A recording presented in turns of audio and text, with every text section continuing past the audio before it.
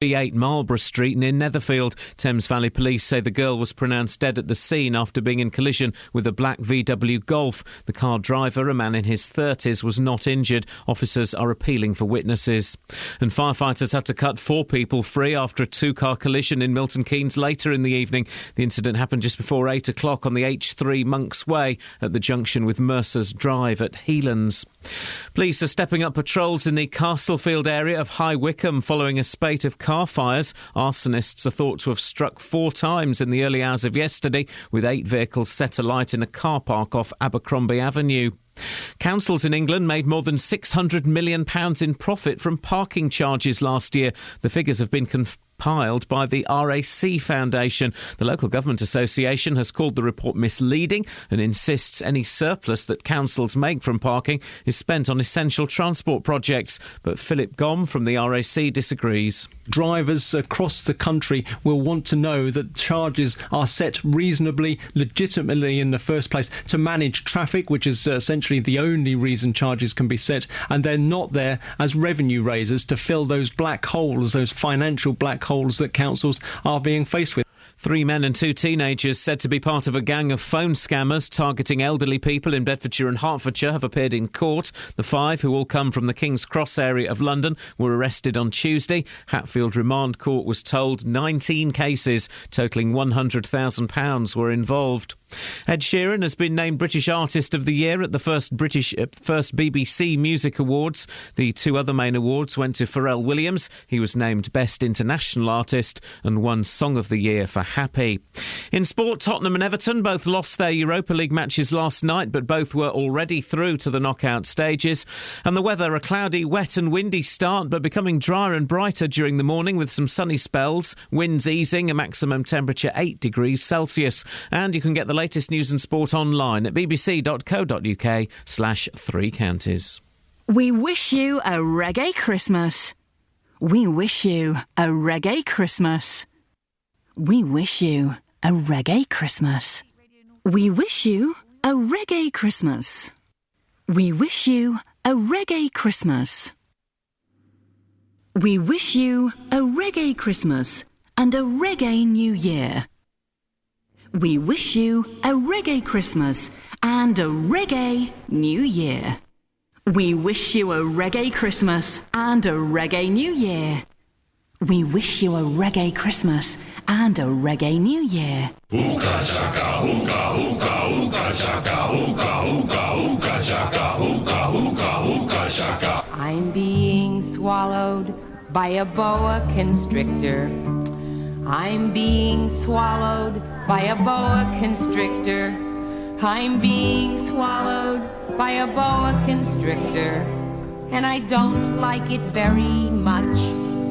Oh no, he swallowed my toe, he swallowed my toe. Oh gee, he's up to my knee, he's up to my knee. Oh fiddle, he's reached my middle, he's reached my middle. Oh heck, he's up to my neck, he's up to my neck. Oh dread, he's swallowed my... Morning, folks. Everybody! We wish you a reggae Christmas. We wish you a reggae Christmas. We wish you a reggae Christmas and a reggae New Year.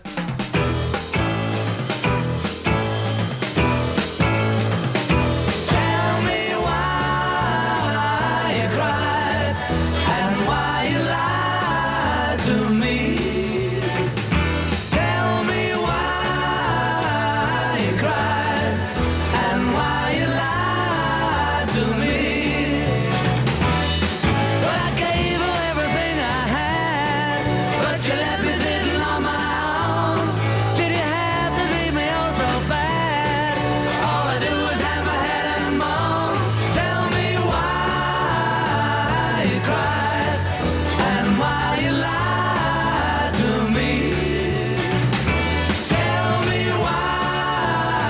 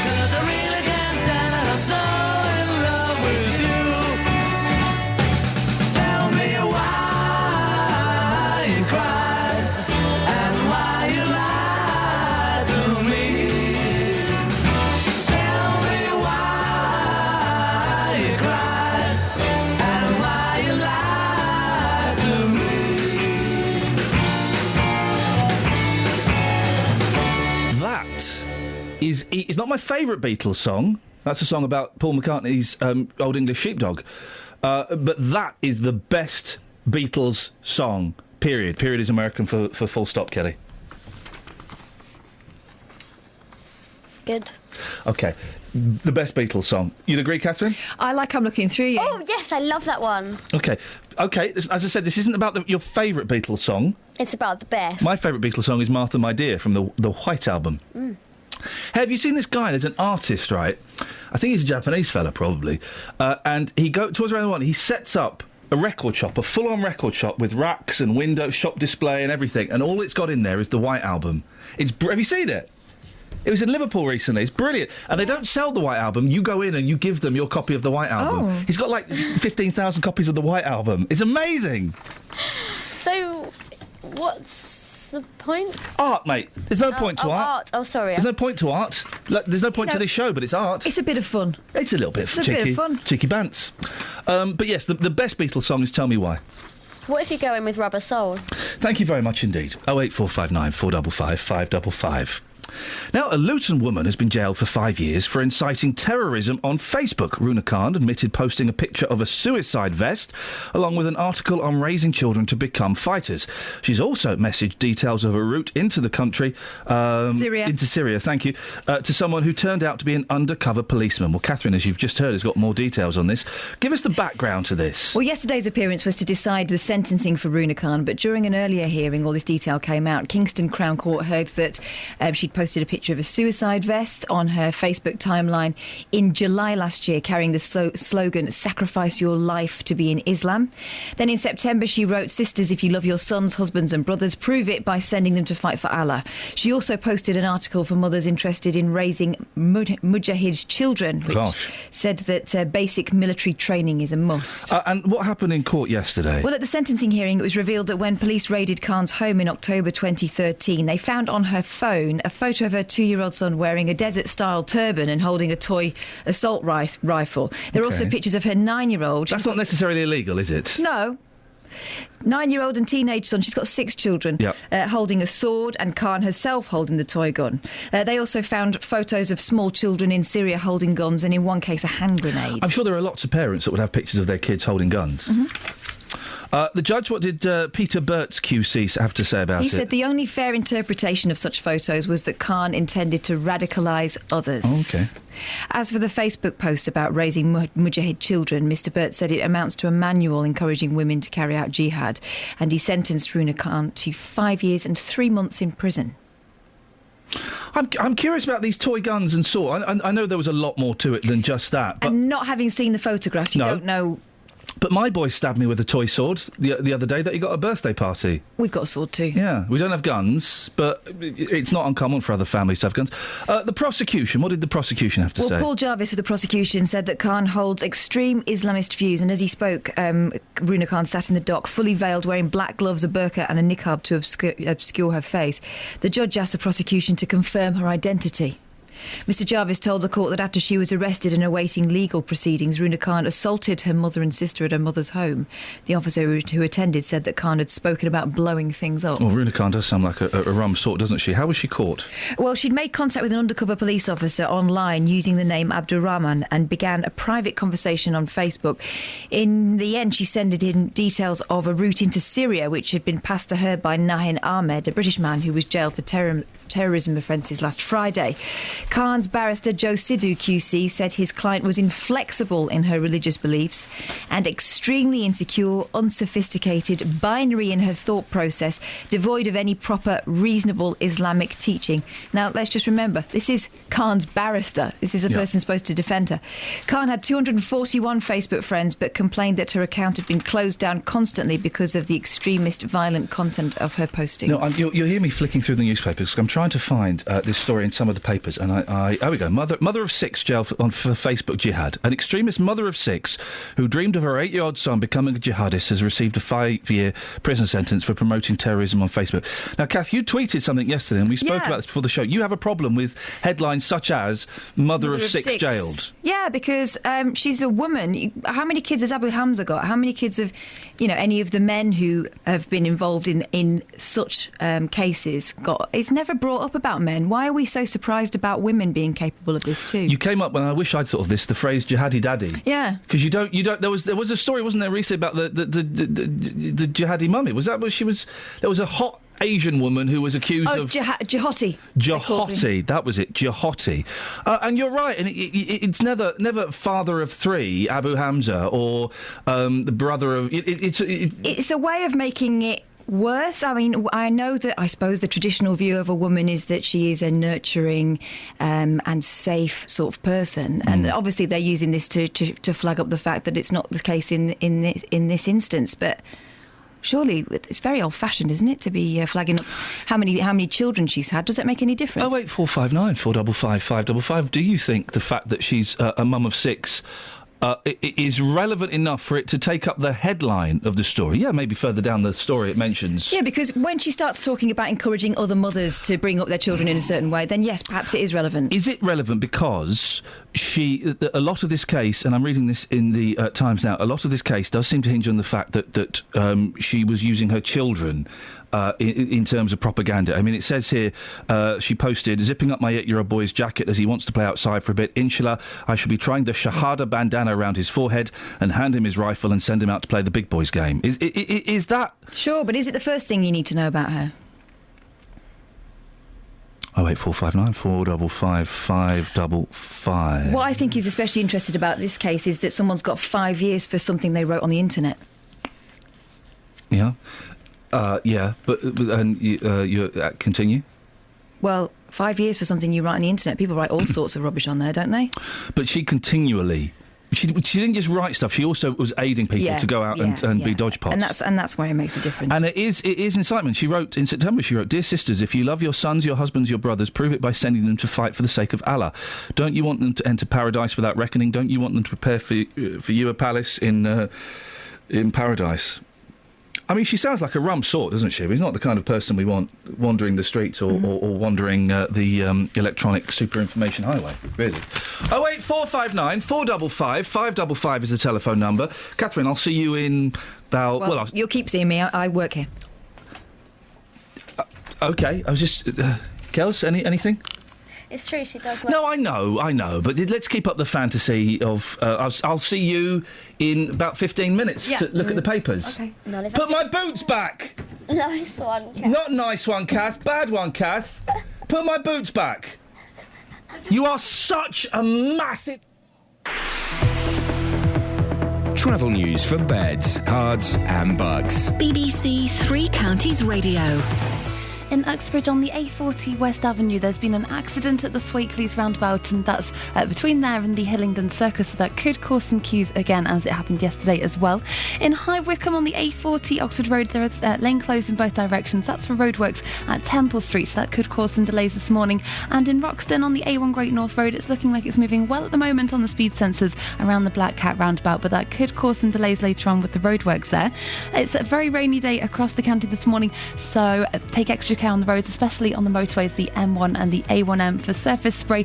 And there's no reports of any problems at the moment on the trains. Samantha Braff, BBC Three Counties Radio. Thank you, Samantha. 6:16, it's Friday the 12th of the 12th. I'm Iain Lee. These are your headlines on BBC Three Counties Radio. A woman from Luton is starting a 5-year jail term for inciting terrorism on the internet. A 12-year-old girl has been killed crossing a grid road in Milton Keynes. The incident happened yesterday evening at around 5:15. And police are stepping up patrols in the Castlefield area of High Wycombe following a spate of car fires. BBC Three Counties Radio.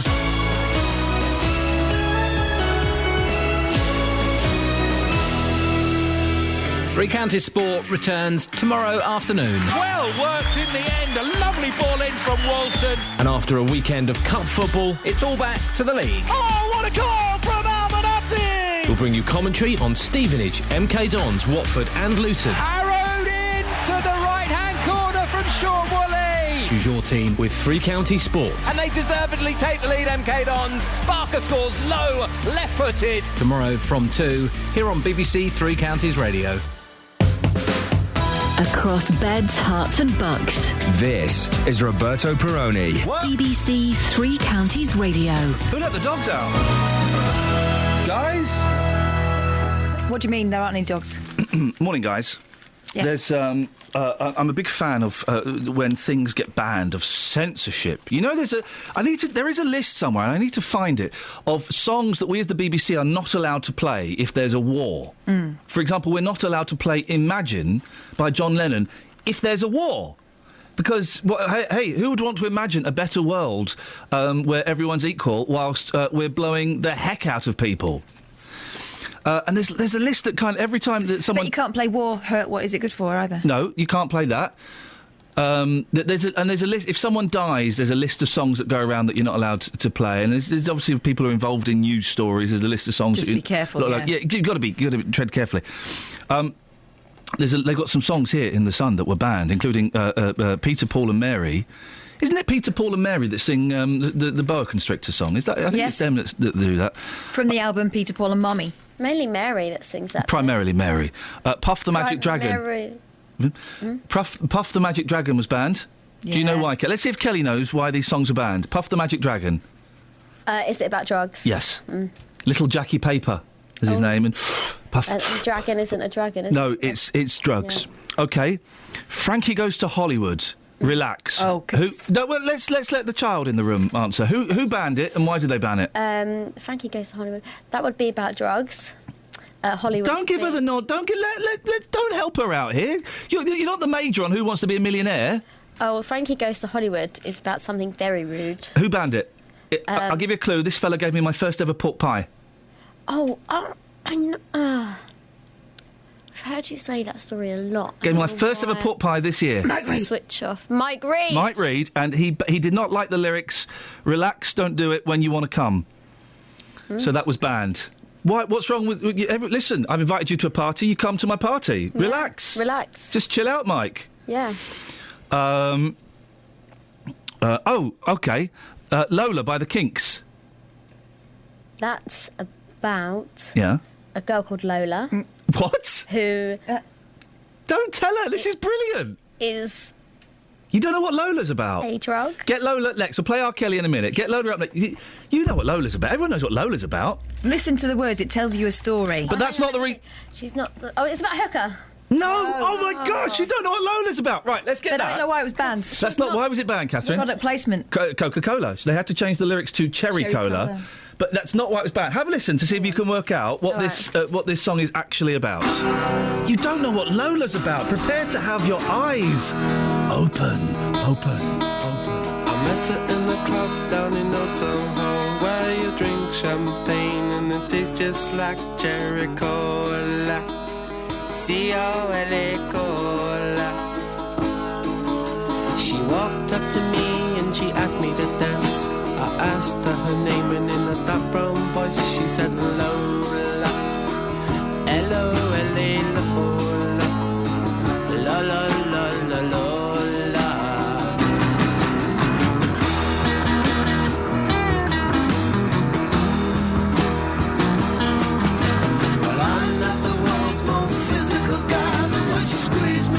She nearly broke my spine. Oh, my Lola. La-la-la-la-la-la. Well, I'm not dumb, but I can't understand why she walked like a woman and talked like a man. Oh, my Lola. She's just worked it out, guys.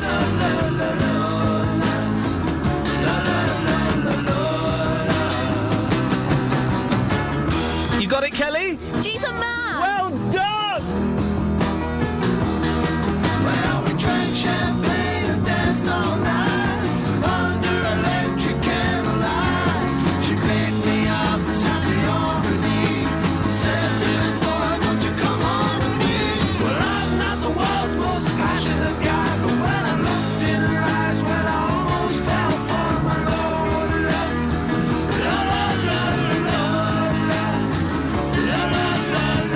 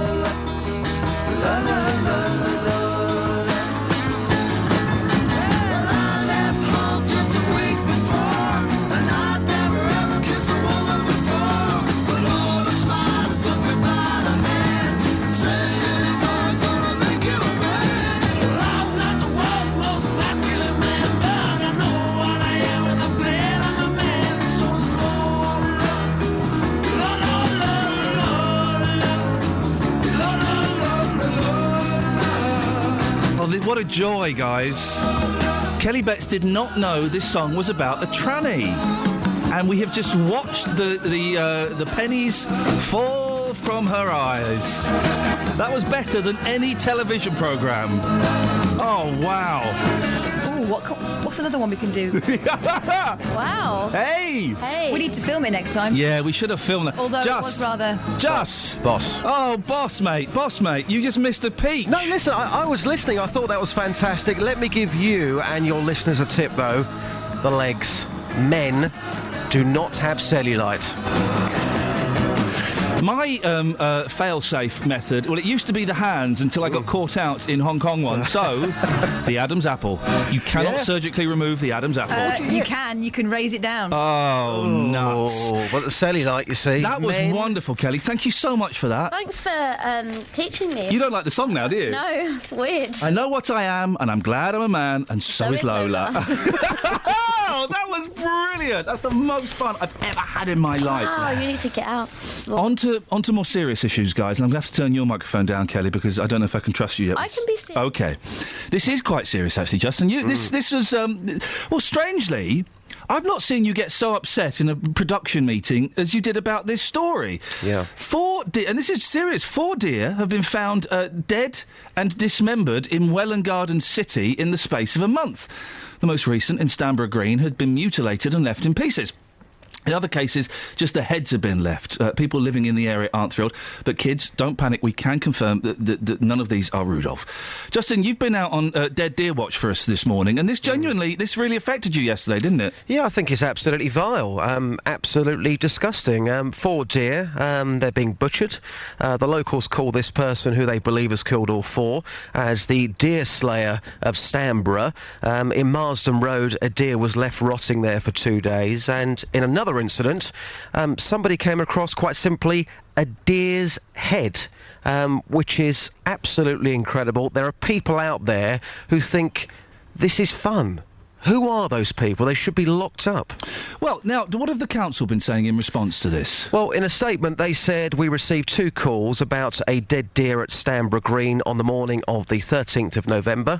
One from Herts Police Neighbourhood Watch Team and the other from a local resident. A crew was sent out on the same day and reported that only a head was found, which was removed immediately.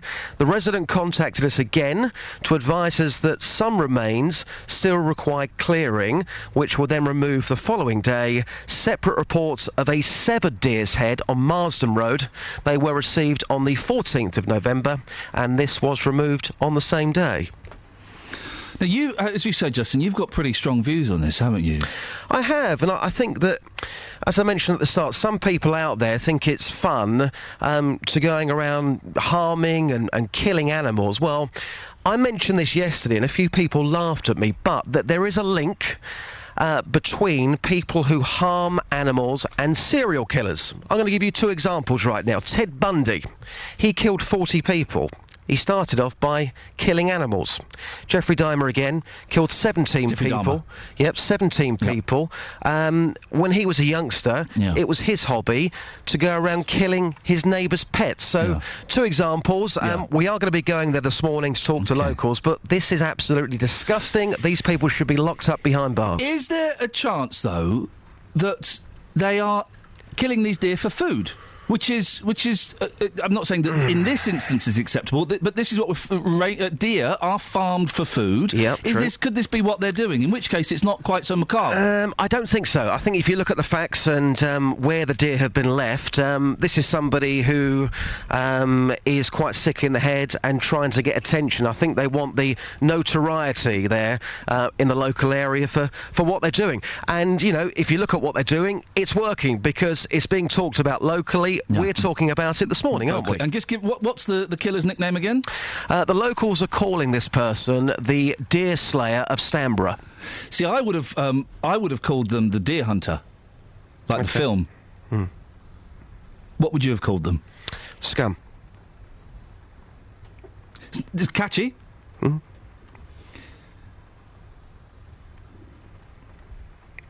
And you're going to go there this morning? Yeah.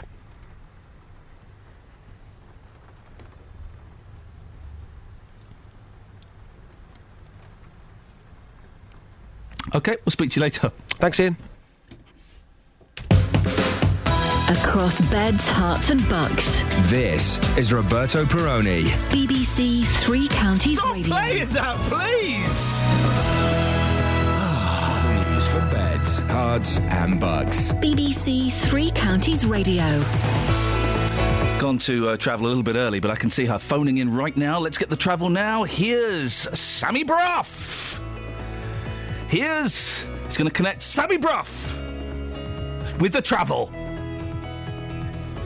Ladies and gentlemen, I give you, with great pleasure, Sammy Bruff with the travel.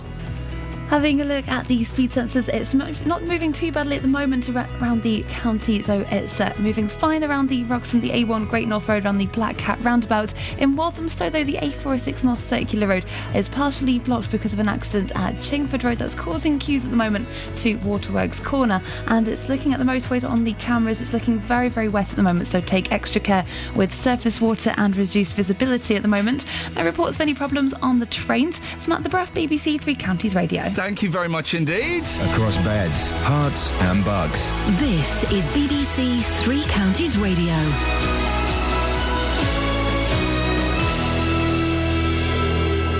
It's 6:30, I'm Simon Oxley. A court has heard how a woman from Luton wanted her 6 young children to become jihadi fighters. Runa Khan has been jailed for more than 5 years for inciting terrorism on the internet.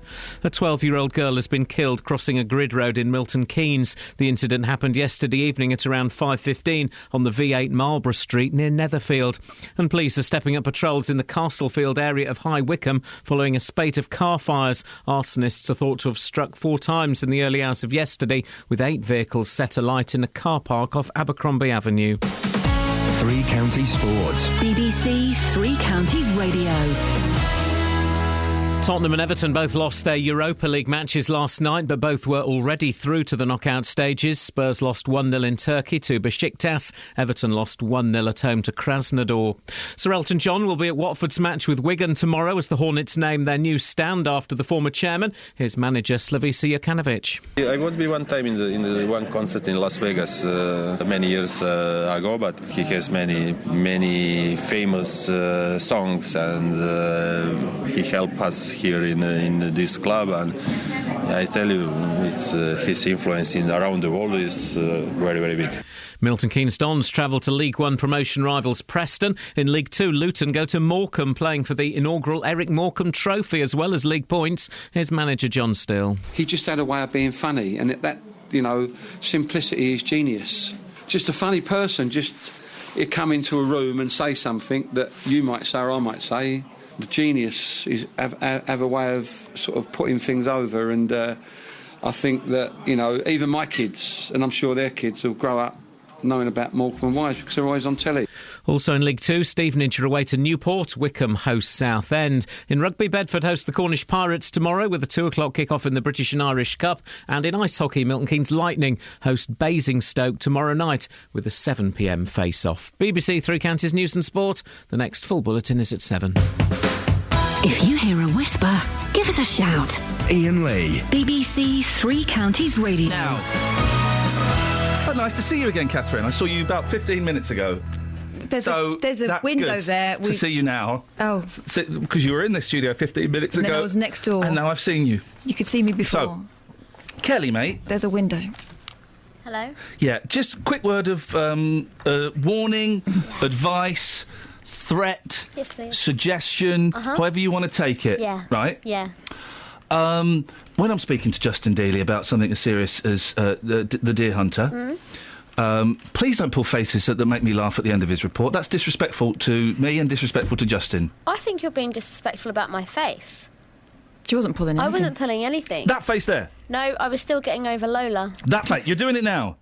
That silly face? And as I've learnt, the kinks got under him. Thank you very much indeed.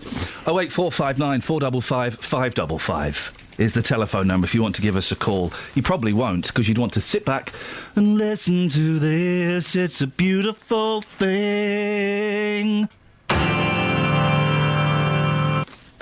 I feel really un-Christmassy. Well, what's going to make you feel more festive? What about a song? All together now. This could work. Here we go. We wish you a reggae Christmas. We wish you a reggae Christmas. We wish you a reggae Christmas and a reggae New Year. We wish you a reggae Christmas. We wish you a reggae Christmas. We wish you a reggae Christmas and a reggae New Year. There we go, I'm feeling it now. I've got some stuff for you. Go on. I've got some really good reggae Christmas songs for you. Oh, beautiful. This one is Rudolph the Reggae Reindeer. Oh, hello, let's have it. To the story about Rudolph the Reggae Reindeer. What? See it. Right now. Ooh. This is the reggae setting from my Yamaha. The reindeer had a very shiny nose, and if you ever saw it, you would even say it. This isn't reggae, this is just limp. Okay, what about this? This one is Santa Claus is scarring to town. Okay, let's... Oh! I like this! Give it up, give it up, give it up. Santa Claus is scared. Oh, I like this. We're having this. This is going in the keep box. Diggy boom, diggy boom, diggy boom, diggy boom, diggy boom. Do you want to hear We Three Kings by the Gay Lads? What song did you just say? We Three Kings by the Gay Lads. Wow, yeah, I'd love to. That's an unusual name for a reggae act to take. Didn't think... Anyway. We three kings of Oriental, bearing gifts. We can see where they got the name from. Yeah. And finally, what's the last one we've got? This is just a nice one. Drummer Boy, but reggae. Oh, it's a bit calypso. Hey.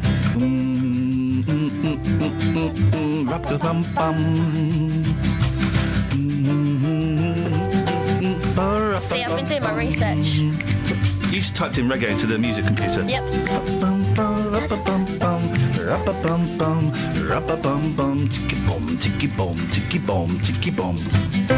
Oh, we'll keep this. We'll keep this bubbling hot underneath. 08459 455 555. We welcome you to sit down, just roll up at our house and have a very reggae Christmas. What you got in the papes, Kath? Well, there's a lot of stuff about Terror Mother, homegrown from Luton. A mother of 6 was yesterday jailed for 5 years and 3 months for promoting terrorism on Facebook. They're talking about Runa Khan, as we will be for the course of the programme. But again, Terror Mother is jailed, a mother of 6. You object to the mother thing? I don't know why that's the first thing we ever learn about newsworthy women. You know, how productive they are. Yeah, I know what you mean, but I think in this case, later on in it, you know, when you start talking about the detail, yes, she is flagging up ways to bring up your children in a certain way. I hate people. Yeah, we know this. Who propose in crazy, wacky ways. What was your proposal like? Was it a night? Was Central it Park? I thought he'd fallen over. Central Park, beautiful. I did it by a lake in Japan, Mount Fuji behind us. It was freezing cold, and then we went to an arcade afterwards and played video games. But he didn't set anything on fire or fire anything into the sky or anything like that. He just did the usual, the one knee traditional "Will you marry me" thing. Well, listen to this idiot. A romantic jogger. I mean, already I'm thinking, what? You like that, didn't you, Kel? How do you jog romantically? He's just slow motion. He's just wearing a heart-shaped T-shirt. A romantic jogger proposed to his sweetheart. Get right. Okay, so it's a jogger. He's romantic. He's proposing to his sweetheart. Let's take suggestions on how he'd do it. Kelly Betts, how would a romantic jogger propose to a sweetheart? He took the ring out of his sweatband, which was around his head. Flippin' heck, yeah. And then he ran past her really quickly and went, "Will you marry me?"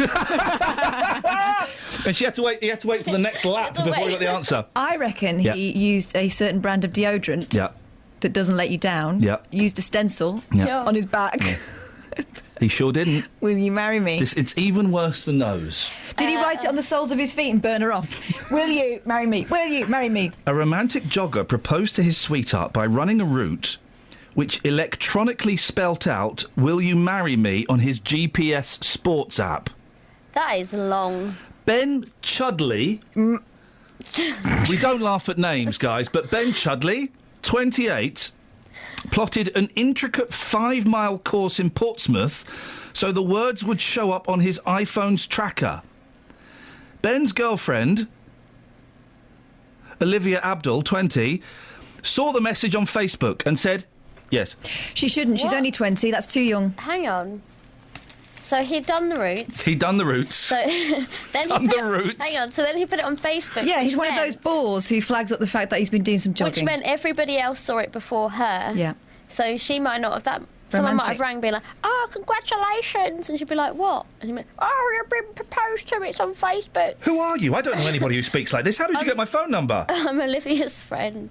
And she's all like... Oh, I'm Olivia. I've never heard of you. And then I've got to go. She's got to log on to Facebook. And she's like, oh, yeah, he has proposed. I suppose I better say yes, considering everyone else knows about it now. Her last name's going to be Chudley.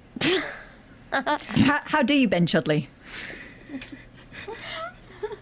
My nan used to make chudley and keep it in jars. It's horrible stuff. I prefer my way. Sorry? The running past. Yeah, I prefer both your ways. Rubbish. Yeah, but anyway, she should say no. 20's too young. 20 is much too young. Much to too get young. married, Young to get get married. Much too young. You're married with the kid when you should be having fun with. She wants to dump him. It's a sign. What have you got? Give us a story and then we're going to play the weekend theme tune, guys. Well, this is the £1 house that became our £150,000 family home. When did we buy a £1 house and when did we move in together, Catherine? We didn't. It's now a smart modern home that any family would be happy to call their own. Yeah. 150,000 isn't that much these days, is it? Oh, listen to her! I nearly swore then, snobby so-and-so. No, but it's not. Snobby balls. No, it's just because houses are ridiculously expensive. It's hard to believe that just over a year's... Hang on a minute, but it was £1 and now it's £150,000. That's a brilliant investment. Only if you want to move into a tent, you're never going to get that money back. So it's hard to believe that just over a year ago the property was bought for £1 as part of a radical regeneration project. I remember this in Liverpool. This is what they do, yeah. I went through Liverpool in a stretch limo, a chav wagon, and we saw lots and lots of boarded up houses, and that's what they were doing. They were saying, right, OK, you can have it for £1, but you have to do it up. Yeah, that's revitalised parts of the city that were otherwise decrepit. Mm-hmm. And to deter speculators and landlords, they were sold on condition that the purchaser was a local first-time buyer. It's great. They should do that more. Then why are you knocking this poor family? I'm just saying, 150 is not much. There are people out there who would love to to own a £150,000 house, and they can't afford to feed their children. And you're laughing at them? I'm not laughing. I'm just saying that houses are ridiculously expensive these days. You are laughing. Not. You are laughing. Not though. Come here. Don't. You're laughing at them. Unbelievable. Now, usually I don't do this, but go ahead on, break them off with a little previews of the remix. Now, I'm not trying to be rude, but hey, pretty girl, I'm feeling you. The way you do the things you do reminds me of my Lexus cool. That's why I'm all up in your grill, trying to get you to a hotel. You must be a football coach, the way you got me playing the field. So, baby, give me that, and let me give you that. Running her hands through my fro, bouncing on 24s. Why they say I'm ready? It's the remix to Ignition, hot and fresh out the kitchen. Mama rolling that body, got every man in here wishing. Sipping on coke and rum, I'm like, so what, I'm drunk. It's the freaking weekend, baby, I'm about to have me some fun. Bounce, bounce, bounce, bounce, bounce, bounce, bounce, bounce, bounce, bounce. Come on. Now it's like murder, she rolled. Once I get you out them clothes, privacy's on the door, but still they can hear you screaming more. Girl, I'm feeling what you're feeling. No more hoping and wishing. I'm about to take my key and stick it in the ignition. So give me that, let me give you that. Running her hands through my fro, bouncing on 24s. Why they saying I'm ready? It's the remix to Ignition, hot and fresh out the kitchen. Mama rolling that body, got every man in here wishing. Sipping on coke and rum, I'm like, so what, I'm drunk. It's the freaking weekend, baby, I'm about to have me some fun. Crystal popping in the Stretch Navigator. We got food everywhere, as if the party was catered. We got fellas to my left, honey's on my right. We bring them both together, we got juking all night. Then after the show, it's the after party. Yeah, and after the party, it's the hotel lobby. Yeah, around about 4, you gotta clear the lobby. Then take it to your room and somebody Can I get a? Can I get a?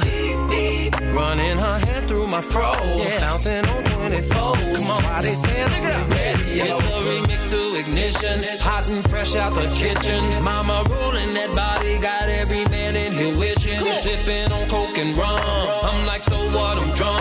It's the freaking weekend, baby. I'm about to have me some fun. It's the remix to Ignition. Hot and fresh out the kitchen. Mama rolling that body. Got every man in here wishing. Sipping on coke and rum. I'm like, so what? I'm drunk. It's the freaking weekend, baby. I'm about to have me some fun. Come on, girl, we off in this Jeep. Walking windows up, lost in the radio. In the back of my truck, bouncing up and down, stroking round. And next time we play this, we'll explain to Kelly what it's about. Kelly didn't know what the song Lola was about until 20 minutes ago, and we should have filmed her face because as the scales dropped from her eyes. Boy, oh boy.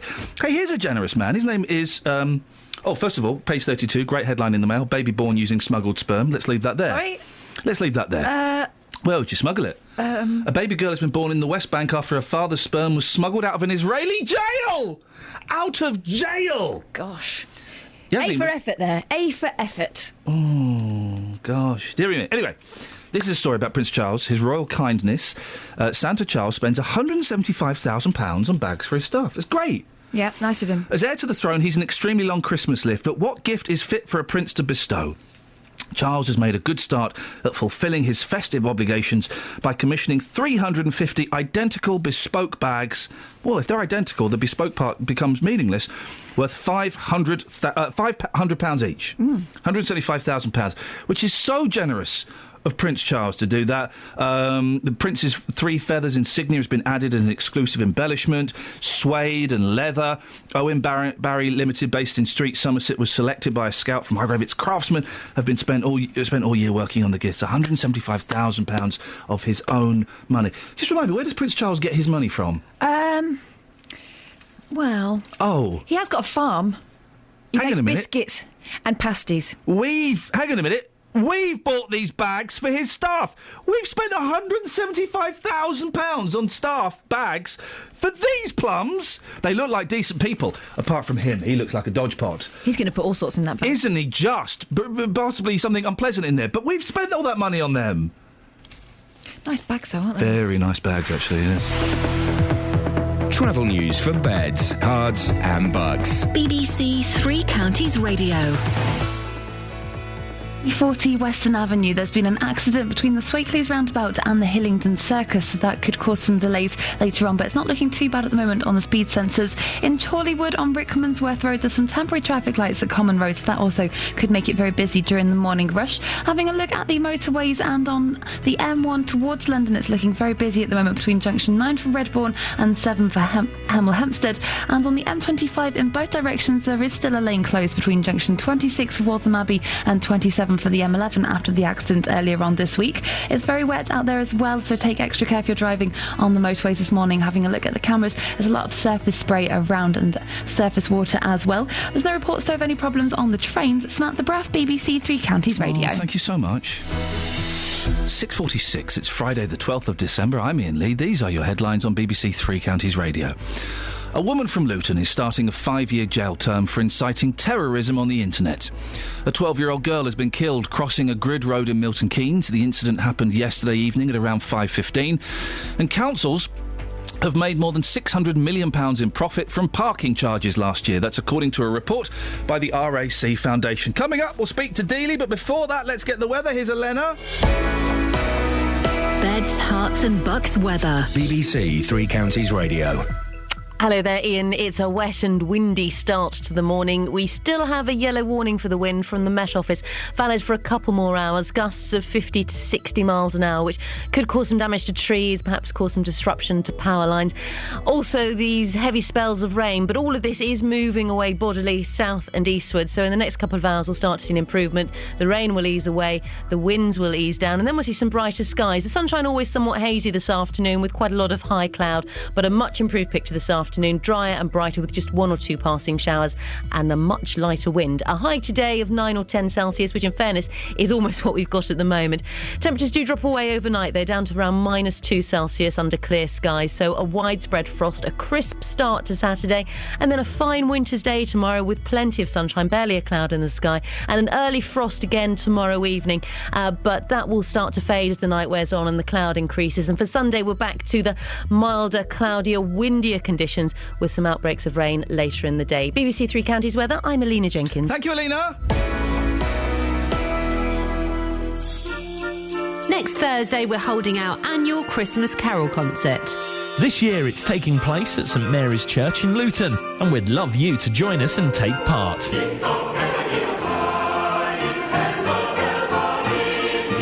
Come and celebrate the spirit of Christmas with performances from the Luton Youth Concert Band, the Luton Choral Society and Luton Gospel Community Choir. Plus, the Christmas story told by your favourite Three Counties radio personalities. Doors open at 7 and it's your chance to be part of our concert that you'll hear on Christmas Day.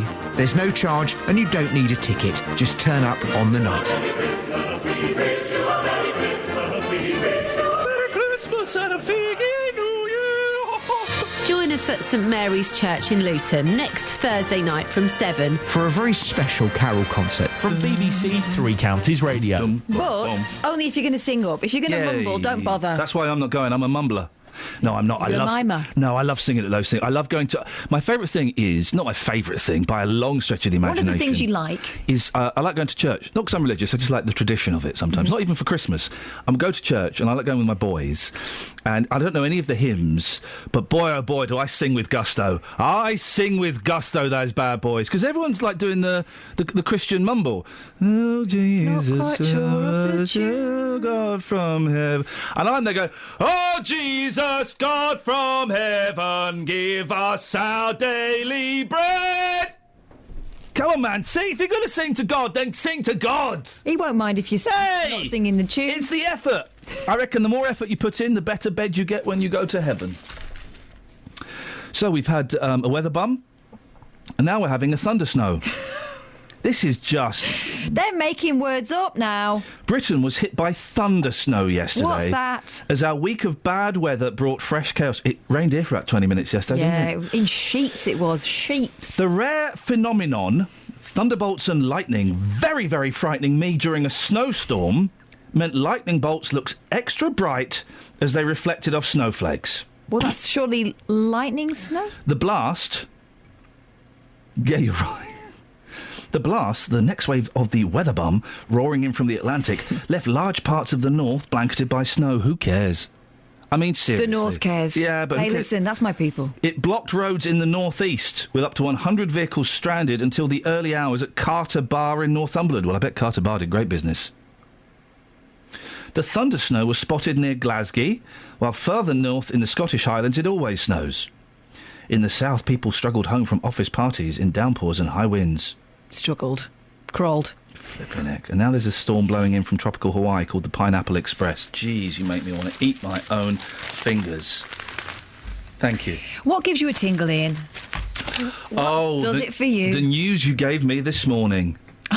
That gave me a right old tingle. The news that you and I will be hosting the Kath and Ian Christmas shows on Monday and Tuesday, the 22nd and 23rd of December. And on the Tuesday, it's an open door policy. Anyone can rock up. And Kelly Betts is... That was it, yeah. It was big news. And Kelly Betts is going to be... You're going to be here with us. Sure, what days? The Monday, you're contractually obliged. Monday the 22nd, Tuesday the 23rd of December. And you're going to be recording some bits for us beforehand. Yes. And Scott, who tweets us, I've asked him to record some bits for us and maybe even record a little song for it. It's going to be fun. Yeah. It'll be excellent. That's what gives me a tingle. Yes. And also the other news you gave me. Yes. Well, it's giving me a tingle, and this is the problem. Catherine is big in certain areas. Shut up. No, she's big in certain areas. Up north, they have like Catherine Boyle days. Where they have pictures of you. When you say they, you mean like my aunties? Your aunties, yeah. Yeah, they do. They think she's a... you call it Catherine Ball Day, we call it a birthday. They think she's a big knob down in London. It's close enough. Sometimes they listen. It's close enough. It's close enough. Anyway, do you feel a little tingle when you watch someone fold towels? No. Or feel a shiver down your spine when a gift is being wrapped? Oh, I do like a well-wrapped present. No, I don't. I like watching it. I don't like trying to unpick them, though. I don't see the point in a well-wrapped present. No, just leave tinfoil it and give it to me. My wife wraps presents so well that neither children nor disabled people can open them. Too tight. And we have both of those groups in our family Venn diagram. Mm-hmm. I went through a Christmas... Do you want a hand with that, Mum? Yeah. Don't cry. One Christmas I used double-sided sticky tape. What a plum. Why did I do that? Because you were showing off. Yeah, I was. Anyway, go I had on. time, I didn't have any children. You know what's fun to do? Yeah. Get a present, wrap it up, and then continue to wrap the sellotape all around it until you've got no sellotape left, and then you can't get in Well, it. then how do you wrap the other presents, mate? Oh, it's just fun, isn't it? Go back to this tingle story. Anyway, you're not alone if you get a tingle from that. A growing online community of perverts claims to experience thrills from just such mundane acts. Yeah, I bet they do. The phenomenon's been dubbed Autonomous Sensory Meridian Response, or ASMR, and has spawned a cottage industry online with dozens of video artists catering for thousands of enthusiasts. I've heard of this, yeah. I've got a friend that watches this. One 18-minute clip of a woman folding towels. 18 minutes? Yeah. And napkins has been watched more than 770,000 times. Watco watches this stuff. Explains a lot, doesn't it? Other ASMR videos show polished fingernails tapping on a plastic surface, presents being wrapped, or performers whispering to a camera in Latin. Do you know what does... Do you know what would do it for me? Yeah. Someone using an apostrophe properly. Oof. I'm getting there. I'm working on it. Do you know what does it for me? Is watching the young women... at the Gap, folding T-shirts. Oh, yeah, I can do that. That does it for me. I used to work in Topshop. I can do that without the... You get a board when you first start. I can do it board free now. 08459 455 555. We've got... Sleeves. OK. Actually, Kath, that sounds similar to our introducing track of the week. Thank you, Kelly. Well done. You managed to step in there. What have we You're got? welcome. It looks like a good song. It's too long. It's 4 minutes 39, so we won't play all of it, Leon. Here's my tip for young unsigned artists: 3 minutes 30 tops. The Beatles did most of their songs in under 2.5 minutes. That's all I'm saying. 4 minutes 39. It's too long. It's indulgent. Leon is just giving you the option to fade out and talk over it. I will have to, I'm afraid, Leon, because of Catherine's dum-dums, which are getting in the way of everything. You're this morning. still talking. Just I know. I'm just giving some advice to Leon, who's a young artist. He's done a song, Invisible Me. I'm sure it's going to be brilliant. It's just too long. It's indulgent. It's 4:39. Has he got a big guitar solo in the middle, or a keytar? Kelly? I tell you what. Yeah? Why don't you have a listen? OK. Now? Oh, now! Now, Here we go.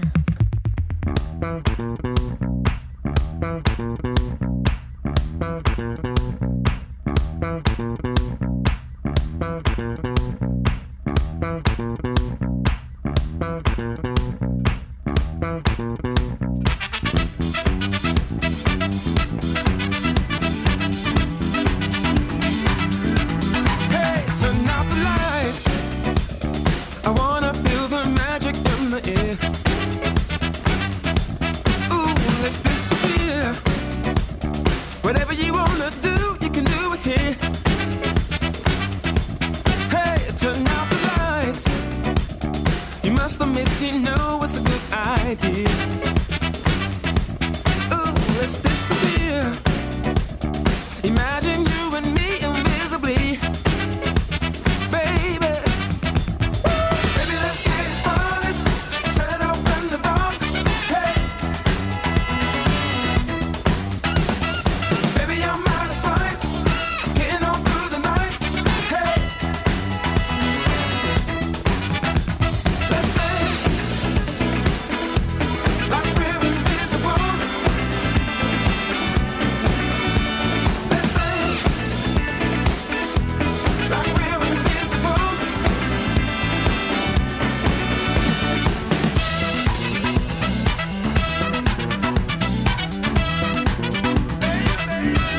Hey, turn out the lights. Just wait and see how good it's gonna feel. It's such a tease. Hey, but doesn't it feel good when you're here with me? Oh, turn out the lights.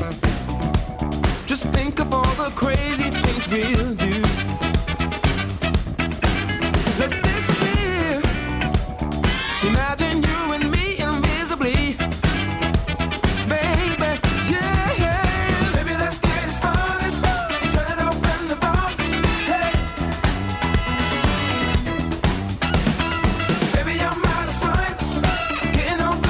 actually quite like this. It's just it's too long, Leon. That's the only criticism. Good though, isn't it? Can you give me 7 inches? It's from Hitchin. I like this. Good. I do like. Oh, this bit. It just goes up like a step.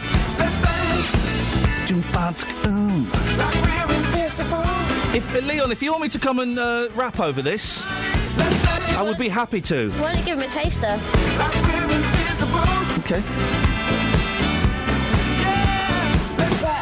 Let's dance, take it to the street now. I'm feeling invisible me with Leon in the house and he's playing his song. Nothing can go wrong, can't go wrong. Take it to the bridge. Breakdown. Got to stop it though, because it's too long. But Leon, if you want me to come and do a rap over that, mate, 250 quid, I'm yours. I like how he slapped the bass. He slapped the bass! He slapped my face! Travel news for beds, cards and bugs. BBC Three Counties Radio. On the M25 anti-clockwise, there's a lane closed between junction 25 for Enfield and 24 for Potters Bar because of vehicles broken down. And having a look at the speed sensors, it's looking a little bit slow past there at the moment as well. In Bricket Wood on the A405 North Orbital Road as well, it's looking very busy around the M25 junction 21A roundabout. And the M1 towards London is looking quite slow between the M1 junction 10 for the Luton Airport Spur Road and 7 for Hemel Hempstead. In Uxbridge on the A40 Western Avenue, there's been an accident at the Sweetleys roundabout between there and the Hillingdon Circus, so that's starting to cause it to be a little bit slow through there. And in High Wycombe on Amersham Road, there's some electricity work going on at Maybrook Gardens, so that could cause some delays to your journey. Samantha Bruff, BBC Three Counties Radio. Thank you, Samantha. So, what gives you a tingle? Is it folding towels? And there was other stuff, but I really... Oh, yes, those. Local and vocal across beds, hearts and bucks. This is BBC Three Counties Radio.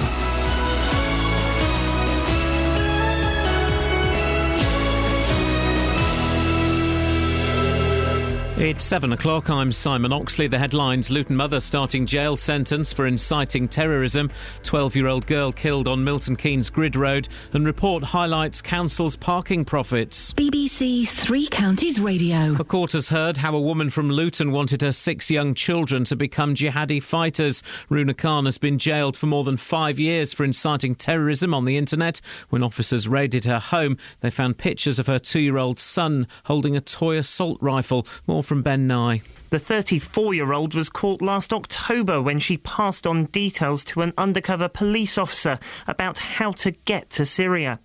She'd been in touch with a jihadi fighter who was jailed last week after returning to Britain. The court heard Khan holds extreme Islamist views and regularly praised the murder of Lee Rigby. She had also written about how she wanted her 8-year-old son to grow up so she could send him off to war. A 12-year-old girl has been killed crossing a grid road in Milton Keynes. The incident happened yesterday evening at around 5:15 on the V8 Marlborough Street dual carriageway near Netherfield. Thames Valley Police say the girl was pronounced dead at the scene after being in collision with a black VW Golf. The car driver, a man in his 30s, was not injured. Officers are appealing for witnesses. Councils in England made more than £600 million in profit from parking charges last year. The figures were compiled by the RAC Foundation. The Local Government Association has called the report misleading and insists any surplus that councils make from parking is spent on essential transport projects. But Philip Gomm from the RAC disagrees. Drivers across the country will want to know that charges are set reasonably, legitimately in the first place to manage traffic, which is essentially the only reason charges can be set, and they're not there as revenue raisers to fill those black holes, those financial black holes that councils are being faced with. Police are stepping up patrols in the Castlefield area of High Wycombe following a spate of car fires. Arsonists are thought to have struck 4 times in the early hours of yesterday, with 8 vehicles set alight in a car park off Abercrombie Avenue. 3 men and 2 teenagers said to be part of a gang of phone scammers targeting elderly people in Bedfordshire and Hertfordshire have appeared in court. The 5, who all come from the King's Cross area of London, were arrested on Tuesday. Hatfield Remand Court was told 19 cases totalling £100,000 were involved. Ed Sheeran has been named British Artist of the Year at the first BBC Music Awards. The two other main awards went to Pharrell Williams. He was named Best International Artist and won Song of the Year for Happy. You know, when you say Song of the Year, that's not something that I can determine. That's something that's determined by everyone else. You know, the folks in the UK have just been so incredibly generous. So I just, again, want to say thank you to everybody in that great nation. In sport, Tottenham and Everton both lost their Europa League matches last night, but both were already through to the knockout stages. The weather, a cloudy, wet and windy start, but becoming drier and brighter during the morning with some sunny spells. Winds easing, a maximum temperature 8 degrees Celsius. And you can get the latest news and sport online at bbc.co.uk/Three Counties.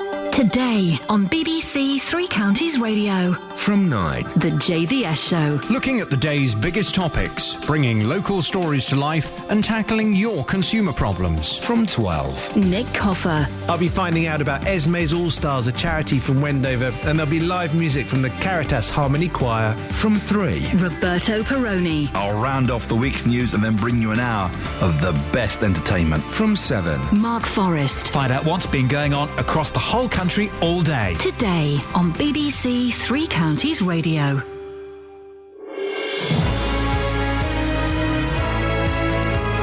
Morning, Iain Lee, BBC Three Counties Radio. Coming up this morning, Facebook jihadis, dismembered deer, and we get to play a little bit of Eric Morecambe, legitimately. How cool is that? Also, what gives you a tingle? Some people get excited and they aroused by watching people folding towels.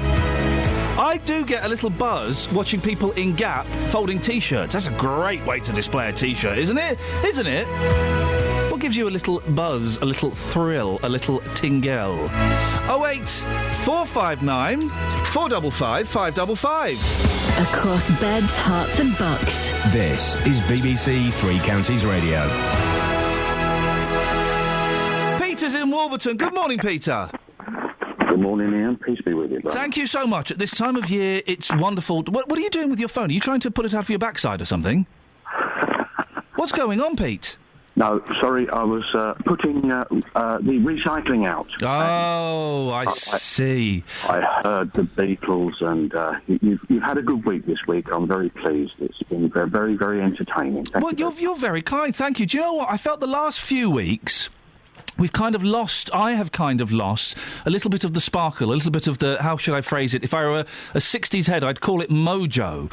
But I just think the last couple of days, we've kind of got our mojo back. I've got my mojo back a bit.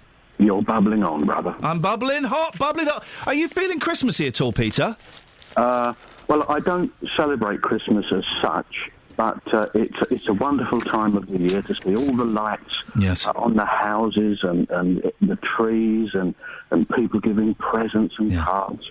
It's fantastic. I'm not really feeling it at the moment, and I love Christmas. And this year I'm kind of a bit okay. I need to get some kind of Christmassy vibe going, Pete. Oh, well, pop round to my house. I shall sit you down and we will have a little bit of meditation by the candlelight. And maybe imbibe in a little bit of alcohol. Peter, I will see you 20 minutes past 9. Thank you very much indeed. 08459 455 555. Now, a Luton woman has been jailed for just over 5 years after admitting inciting terrorism on Facebook. Runa Khan, who has 6 children, posted an article encouraging mothers to raise Mujahid children, a picture of a suicide vest with the slogan, "Sacrifice your life to be in Islam," and sending details of routes through Syria to someone who turned out to be an undercover policeman. I'm joined now by Zafar Khan, who chairs the Luton Council of Faiths, is an expert on South Asian and Muslim affairs. Morning, Zafar. Thank you very much for joining us. No problem. What's your response to this sentence? 5 years. Does that feel about right to you? Well, I am not a legal expert, but I suppose each offence carries a certain amount of punishment or a sanction. So, I mean, that is for lawyers to debate. But I think that there is an issue and there is also a problem. And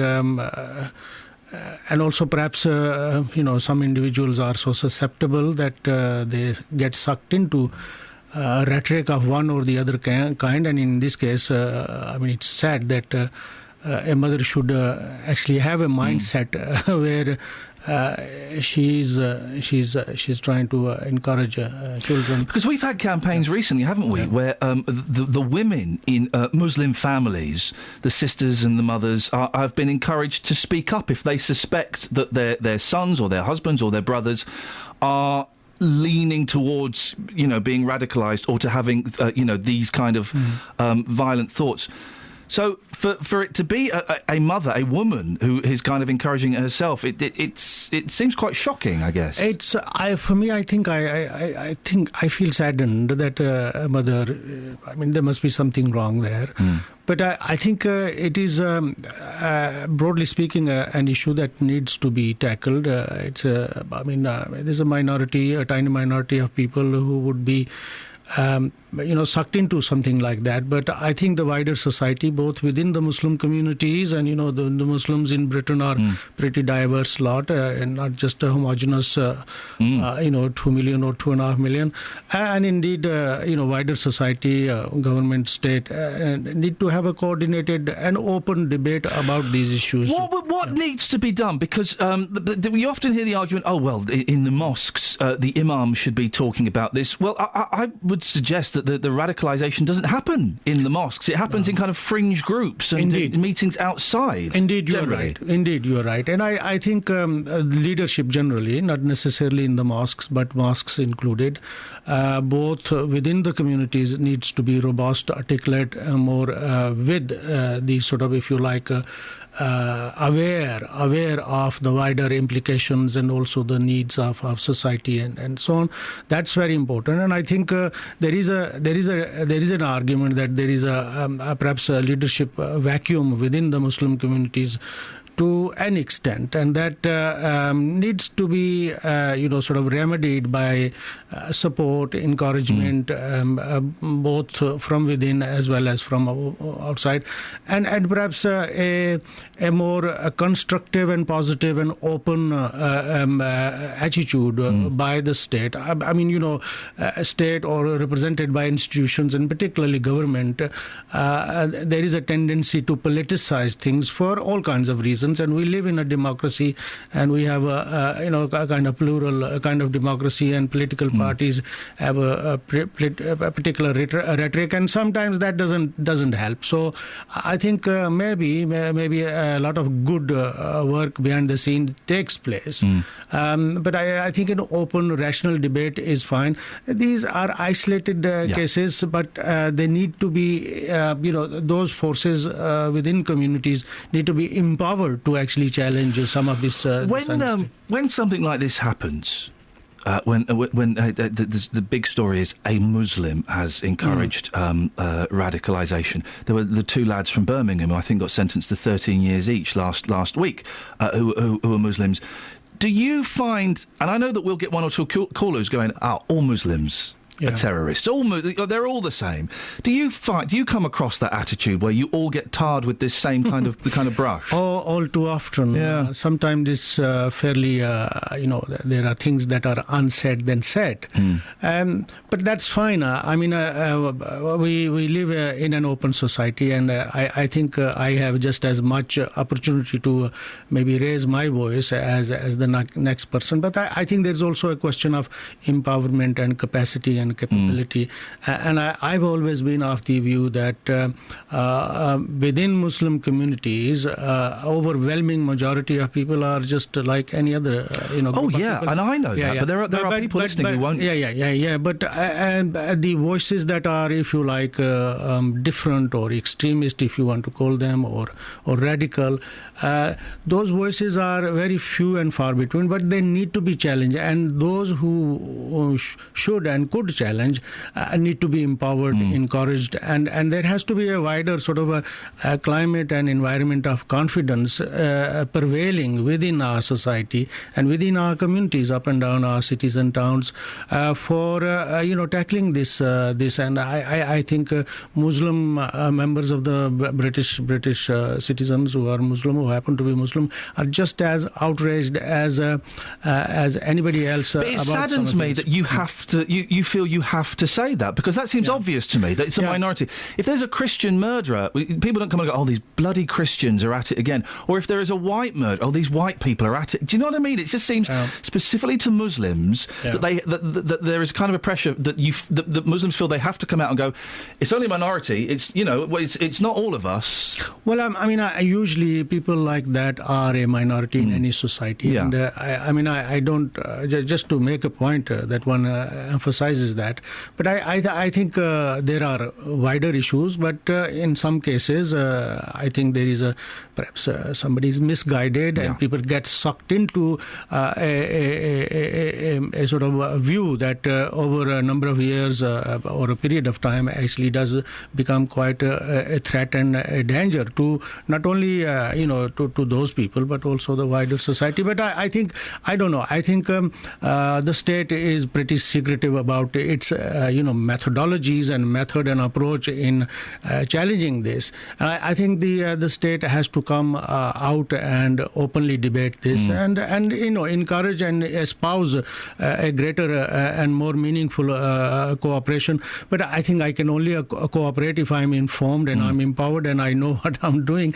Otherwise, that's the kind of general sort of, I suppose, example. One final thing. I'm this kind of, I contradict myself here because I'm kind of, hey, people can do whatever they want to do.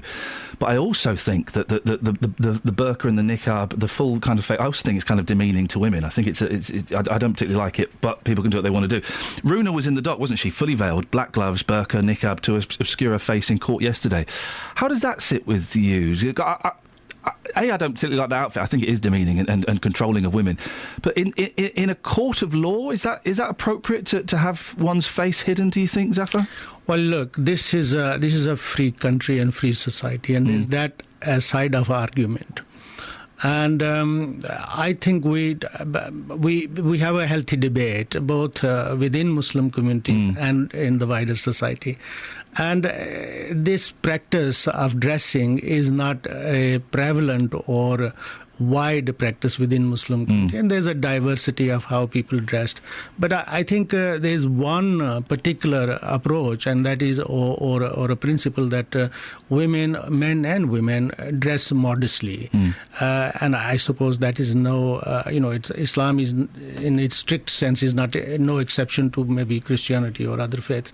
So there is a dress code, but exactly what that dress code is a debate. But this, I think, is perhaps an extreme form of, if you like, being pious and so on. But there's a healthy debate on the full niqab. We may continue that this morning. Right throughout the Muslim world, not just in Luton or Britain. Stafford, speaking of clothing, are we wearing the same shirt this morning? We're wearing a very, very similar shirt this morning. Look at this. I think I don't know. I think yours is a bit smarter. No. I think mine is a bit. It's the more. I think yours is a bit lighter. Lighter. Okay, they're very similar. Yeah. Excellent taste in clothes. Zafar, always nice to see you. Thank you so much for coming in. Zafar Khan there, Chairs of the Luton Council of Faith. Your thoughts on that, please? 08459 455 555. Let's get the travel.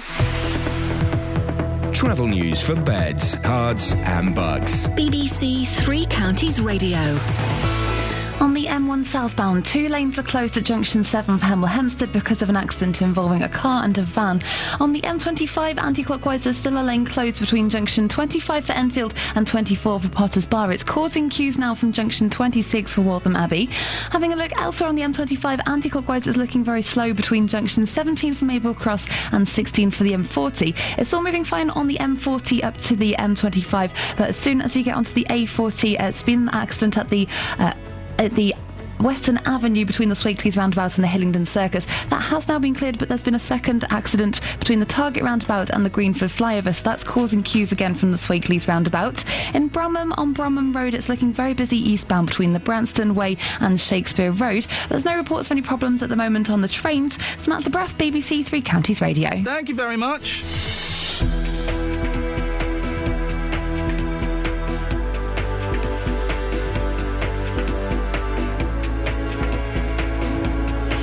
7:17. It is Friday, the 12th of December. I'm Iain Lee. These are your headlines on BBC Three Counties Radio. A woman from Luton is starting a 5-year jail term for inciting terrorism on the internet. A 12-year-old girl has been killed crossing a grid road in Milton Keynes. The incident happened yesterday at around 5:15 in the evening.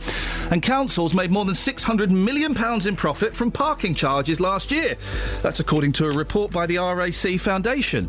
That sounds to me brilliant. If they're making money out of parking, good news for them. BBC Three Counties Radio.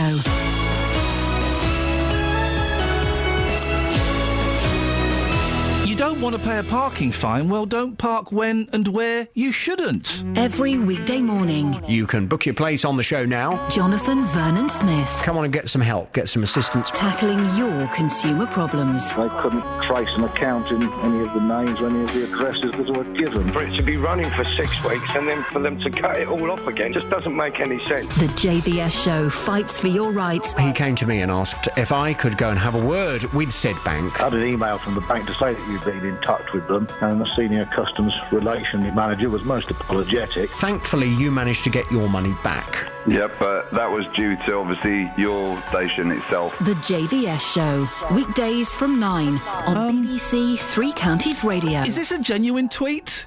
From someone who set up an account just to send this tweet. This morning, Kelly discovered that the song Lola is about a transvestite. Mm-hmm. Right? Particularly convincing. At LG Thomas 18. Utterly offensive broadcasting. Discrimination of transgendered people. Complaint submitted to the BBC. Regards. Why? I think it's serious. I've clicked on their account, and they've only sent 2 tweets. Both of them are that. What? What? That is what the song's about. That's what the song's about. And Kelly didn't know that's what it was about, and she now knows it. If anything, we're educating people about transgender issues, aren't we? Aren't we? Wow, listen, guys, some people really need, A, to get a life, and B, to jog on. But thank you for the tweet. It's great to know that you're listening, and I'm sure the BBC look forward to wasting their time dealing with that complaint. 08459 455 555. I'm not a fan of the burqa and the niqab, and it's weird because I'm kind of people can do what they want to do and where they want to do it as long as they're not hurting anyone. You know, peace and love, man. But I think I find the whole face veil thing. I find it it's controlling of women, isn't it? And there will be women listening who go, "Well, hang on, no, I choose to wear it." But I think it's demeaning and controlling, and I find it a little bit bordering on offensive. I think. Those are my thoughts on it. And women will be listening going, "Why, hey, hang on, I choose to wear it." But I wonder whether there's an element as well of, showing off. Oh. The whole idea is that you are modest. Yeah. But that is making a huge statement, isn't it? That is kind of look at me, isn't it? And sometimes their eyes. Oh, you could just drown in those eyes, couldn't you? Well, that's what you got to focus on. Sometimes the eye. I don't know. It's something that sits uncomfortably with me. And that's because we're not used to seeing it. Well, it doesn't. Possibly. Well, no. I remember seeing people, women in the full kit as a kid. I remember at the time, as a 7-year-old, being in central London and laughing at them and thinking, "Oh, that's funny. Look at that. It looked like a postbox." That was kind of the joke that my dad made to me. I now see beyond that. And see that it is, it's a choice they're wearing. It doesn't scare me. It doesn't scare me at all. I don't think it's appropriate. I certainly don't think it's appropriate in certain circumstances, and I would say in a court of law it's inappropriate. I think you need to see someone's face in a court of law. But in this case, I think it is fairly safe to say that this woman was doing it to make a statement. Oh, yeah, in this case, definitely. I don't think she should be allowed to make that statement in a court of law. Walking down the high street, I couldn't care less, do what you want. I do think it's demeaning to women. I do think it's controlling, and it's men controlling women. OK, but they're involved in that relationship. That's their deal. By the way, if you disagree, you can give us a call 08459 455 555. Yeah, don't just complain to the BBC. You can do that as well. Let's have a conversation about it. But if you do it in the street, fine. But in a court of law, I think it's inappropriate. And there's every now and then a story pops up about a teacher wearing one. I think it's probably inappropriate for a teacher and for a pupil to wear one. Why do you think it's inappropriate for a teacher to wear one? Because they're communicating with their face. A big point of it is communication through the face. And I think that you need to be able to express yourself completely. I don't think you can if all you can see is that. I don't think you can. Education's about communication and connection, and I think you're missing that. What do I think about a pupil wearing one? Don't know.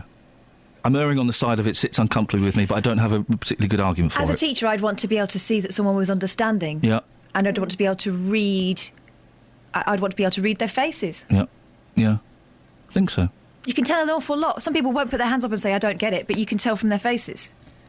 They're pulling the, face. 08459 455 555. My wildly... We don't normally talk about this kind of stuff, but it seems pertinent today. By the way, we've had a tweet through from Michael, who says, from Ian's earlier comment, should you be wished congratulations? Big in some areas, or is that a jump too far? I think he thinks I'm pregnant. No, I'm not. By the way, thanks anyway. LG Thomas 18 has tweeted again, the third time, the same tweet, but this time he's included you in it. Oh, good. OK. Utterly offensive broadcasting, discrimination of transgender people, complaints. How can we be discriminatory of transgender people when Paul Scoynes often works on this show, for goodness sakes? Guys! 08459, there's the complaint now. 08459 455 555 is the telephone number if you want to give us a call. Now, someone is killing deer in Welwyn Garden City. 4 have been found dead and in bits in the space of a month. In some cases, only the heads were left. Well, joining me now is Derek Stimpson from the British Deer Society. Morning, Derek. Good morning to you. Is this, does this happen often? From the description that I've had, when Alice called me yesterday, this sounds like poaching. Poaching, of course, is illegal killing of deer, and poachers are not interested in the deer's welfare or anything else. So they will, instead of, as we, British Deer Society, recommend if culling has to be done, it's done by trained responsible people. Poachers are simply looking for meat to sell and will catch deer, shoot them with small rifles or catch them with dogs, lurchers, kill them with knives. So it wouldn't be a clean kill, whereas if it was a cull, or if you're a legitimate hunter with a licence, you would be going for the clean kill. That is what we would be seeking, yes, from the deer's point of view. Poachers, you mentioned a head being found. Clearly, when the deer's been killed, if you're going to use the meat, you take off the legs and head, clean out the stomach, and then take the carcass away. So very often poaching activity is only discovered when the farmer finds heads and legs in a field or wherever they were found in Welwyn. And if the poachers are disturbed, they see lights and move off, then you might find a whole carcass of a deer that's been killed badly because they've run off and left it. Poaching seems such an old-fashioned word. I have images of Seth Armstrong on Emmerdale Farm. I wasn't aware that it still went on. Sadly, that is the case. Venison is excellent meat. Deer that are culled in this country are usually go into the food chain through a game dealer or another legitimate source, being tagged, having been examined and so on. But clearly carcasses are worth money, and that is what poachers are after. What's a deer worth? How much could someone get for this? Well, then it depends on the carcass, meat damage and so on. Yeah. A clean carcass might fetch between £1 or £2, a pound or a kilo, depending on the game dealer and the quality. There are various types of meat. Across the south of England, generally in England, deer are very successful. And we now have very large quantities of deer. They're breeding. More and more people, of course. So people come into contact with deer more and more. And they do need culling. We have 6 species in this country. The ones probably seen most in the south are roe deer, which are the small native deer that you see in gardens. In urban circumstances, but through the countryside, and fallow, which are herd deer and in large numbers. So poachers are looking for that, and if they can get onto fallow, it's a bigger carcass, but they'll go for anything. Derek, listen, thank you very much indeed. Derek Stimpson from the British Deer Society. What a macabre thing to come across in the woods, a deer's head. Isn't that horrible? Thank you very much for joining. We'll speak to Justin. Justin Dealey, I've never seen him so outraged in a production meeting. He sat there just shaking his head while you were presenting the story. I said, what's your beef, Just? And this is disgusting, these people. They're scum. Well, he's Utter assuming scum. they're doing it for fun, isn't he? Yeah. I suspect Derek's spot on there, that it's a poaching thing. There's a lot of good meat on a deer. Never eaten deer. I Is love that venison? I love it. In fact, we're having it for tea tonight. Really? Mm-hmm. Well, do you win the lottery or something? No, it's not that expensive. Well, I mean, all meat's expensive, isn't it? But, treat yourself now and again. Gorgeous, and there's very little fat on it. Oh, I might have a... But you're doing it in a casserole? Yeah. I don't like stews. You'd like mine? No. How many dumplings are you having? 2 big ones? Not having dumplings. What? You can't have a stew without dumplings. Get a couple of big dumplings and get your stew splashed all over them. Putting cranberries in it. Oh, what? The pop group? She doesn't even know who they are. Yeah, bitch. Did you have to let it linger? Did you have to let it linger? I thought the world of ye, but I can't see. That's actually quite good. Thank you. From the voice I'm also going to stick some chestnuts in. Oh, lovely chestnuts. Travel news for beds, cards and bugs. BBC Three Counties Radio. On the M1 northbound, 2 lanes are closed at junction 7 for Hemel Hempstead because of an accident. It's causing queues back to junction 6A for the M25. We've just been updated by caller Steve, who says it's very, very busy through there, but it's looking fine on the southbound carriageway at the moment. On the M25 anti-clockwise, there's a lane closed between junction 25 for Enfield and 24 for Potters Bar. That's causing queues from junction 26 for Waltham Abbey at the moment. In Palmer's Green on the North Circular Road, it's very slow between the Clockhouse Interchange and Bounds Green Road. And in Bromham, on Bromham Road, it's looking very busy as well between the Branston Way and the Ashburnham Road.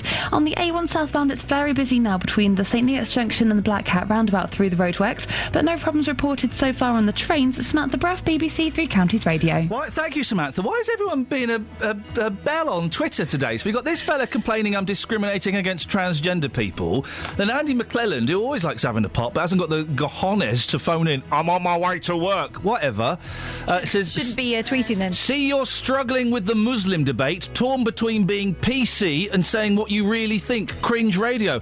I said everything that I really thought. What do you think I was holding back from, Andy? What was it you thought that I wanted to say that didn't say? Let's have a little peek into your mind, shall we? 08459 455 555. Across beds, hearts and bugs. This is BBC Three Counties Radio.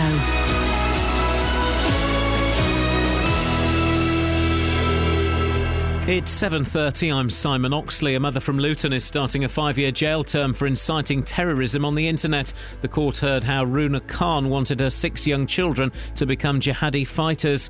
A 12-year-old girl has been killed crossing a grid road in Milton Keynes. The incident happened yesterday evening at around 5:15 on the V8 Marlborough Street dual carriageway near Netherfield. Councils made more than £660 million in profit from parking charges last year. The figures were compiled by the RAC Foundation, and the water industry regulator is expected to announce a cut in bills for many households. Charges are likely to fall by around 5%. Three Counties Sports. BBC Three Counties Radio. Tottenham and Everton both lost their Europa League matches last night, but both were already through to the knockout stages. Spurs lost 1-0 in Turkey to Besiktas. Everton lost 1-0 at home to Krasnodar. Sir Elton John will be at Watford's match with Wigan tomorrow as the Hornets name the new stand after the former chairman. Here's manager Slavisa Jokanovic. I was one time in the one concert in Las Vegas many years ago, but he has many famous songs, and he helped us here in this club, and I tell you, it's his influence around the world is very, very big. Milton Keynes Dons travel to League One promotion rivals Preston. In League Two, Luton go to Morecambe, playing for the inaugural Eric Morecambe Trophy as well as league points. Here's Hatters boss John Still. He just had a way of being funny, and that simplicity is genius. Just a funny person, he'd come into a room and say something that you might say or I might say. The genius is have a way of sort of putting things over, and I think that even my kids, and I'm sure their kids, will grow up knowing about Morecambe and Wise because they're always on telly. Also in League Two, Stevenage are away to Newport, Wickham host Southend. In rugby, Bedford are return to the Cornish Pirates tomorrow with a 2 o'clock kick-off at Goldington Road in the British and Irish Cup. And in ice hockey, Milton Keynes Lightning host Basingstoke tomorrow night with a 7 p.m. face-off. BBC Three Counties News and Sports. The next full bulletin is at 8.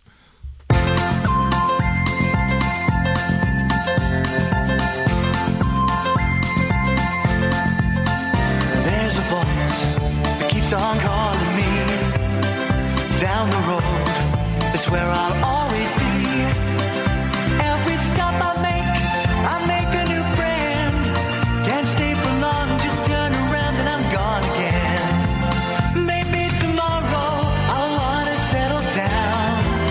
Until tomorrow I'll just keep moving on. Down this road that never seems to end. When new adventure lies just around the bend. So if you wanna join me for a while, just grab your hat, come travel light, that's hobo style. Maybe tomorrow I'll wanna settle down. Until tomorrow, the whole world is my home. So if you wanna join me for a while, just grab your hat, come travel light, that's hobo. They're listening to us in Ukraine. I got an email. Wanna settle down. Until tomorrow, I'll just keep moving on.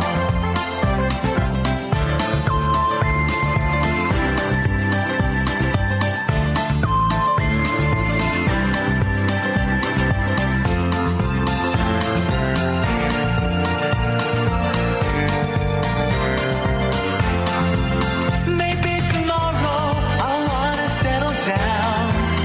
Until tomorrow, I'll just keep moving on. There's a world that's waiting to unfold. A brand new tale no one has ever told. We've journeyed far, but you know it won't be long. We're almost there and we've paid our fare with a hobo song. Maybe tomorrow I'll wanna settle down. Until tomorrow I'll just keep moving on. So if you wanna join me for a while, just grab your hat, come travel light, that's hobo style. Maybe tomorrow I'll find what I call home. Until tomorrow, you know I'm free to roll.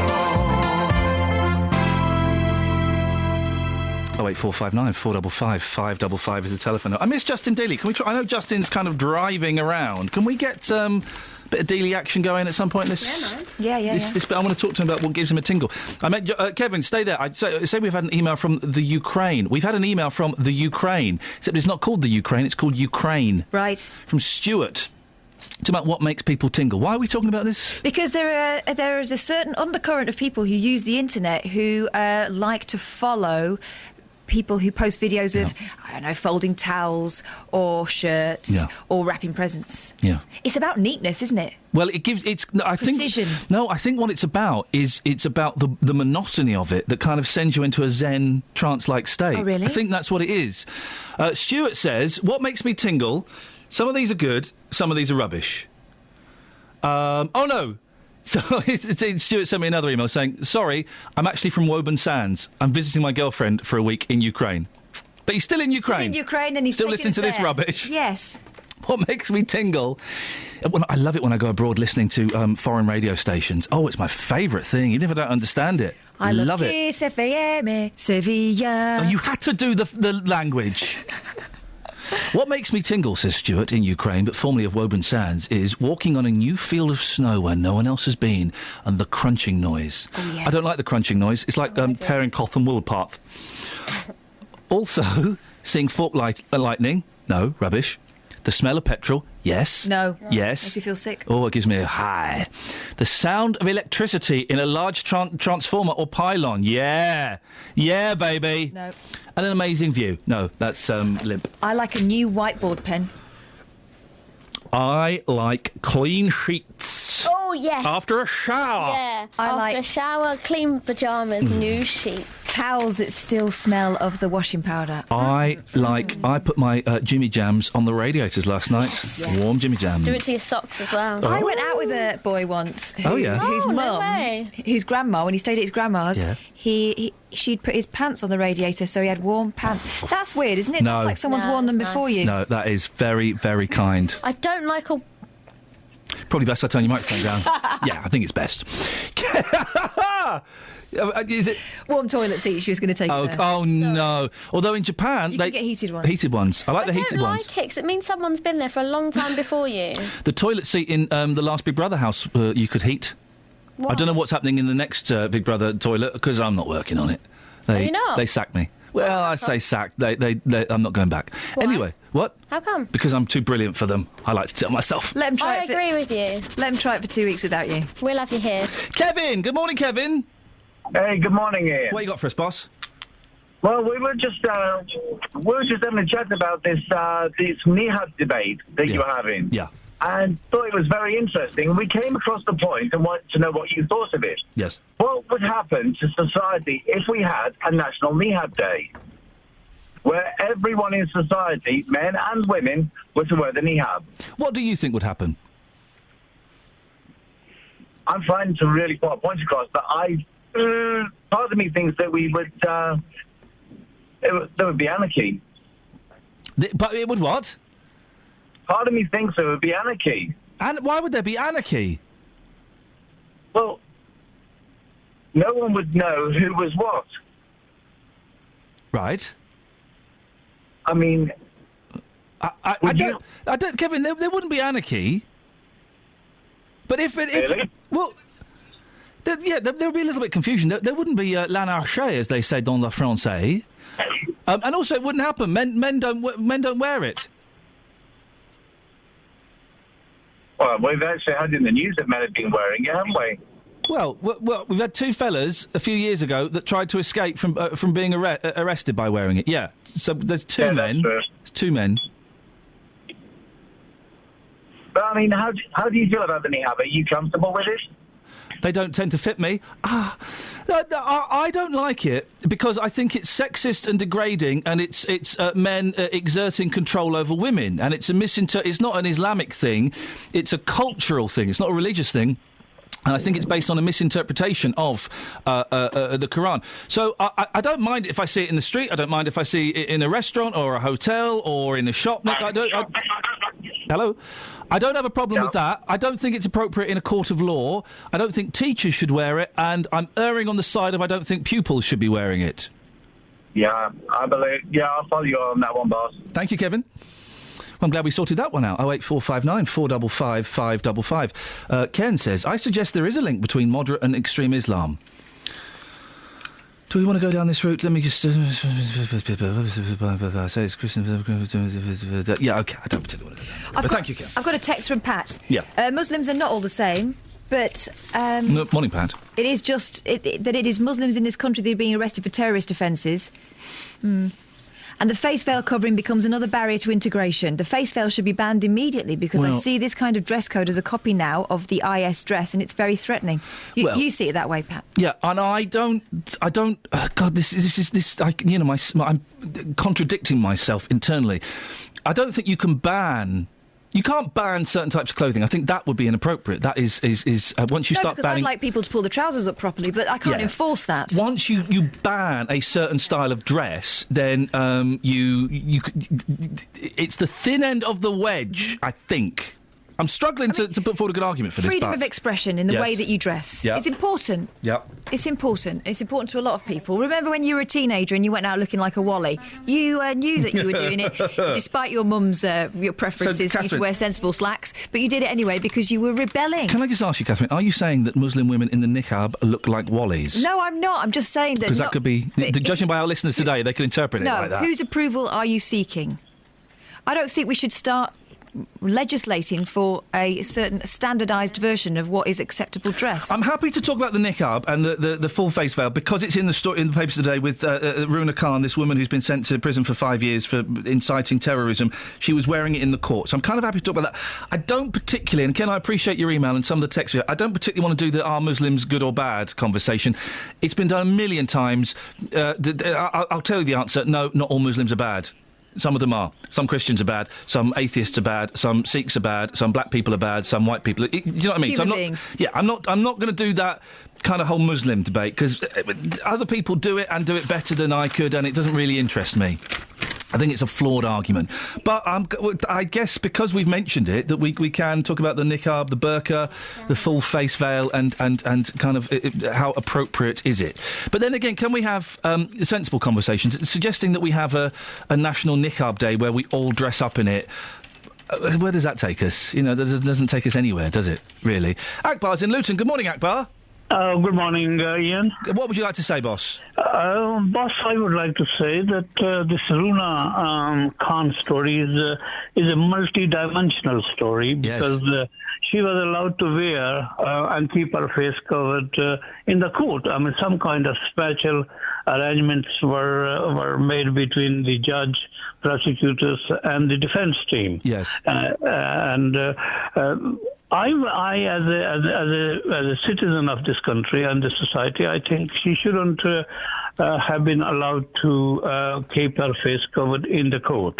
Now, the burqa has been used in a couple of terrorism activities, and it only survives because the Home Secretary is on the side of this woman choice thing, and she's afraid of a woman live argument. Can I just ask, Akbar, clarify this for me? I think I know the answer, but I want to make sure that I'm clear and my listeners are clear. Which is the one where all you can see is the eyes? It's a niqab. That's the niqab, isn't it? And so what's the other one? I'm getting confused now. The burqa. The burqa, you can see the face. No, you can't. It covers your face. Oh, okay. Yeah. But you're saying she shouldn't have worn it in court?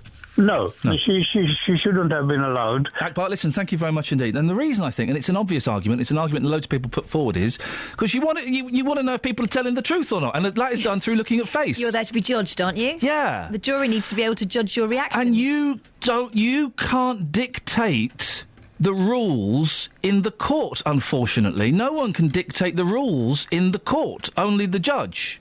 The judge is da boss in da court. And, it feels to me, and I'm just kind of saying this as it pops into my head, it feels to me wearing a niqab in court is disrespectful to the whole procedure of the court.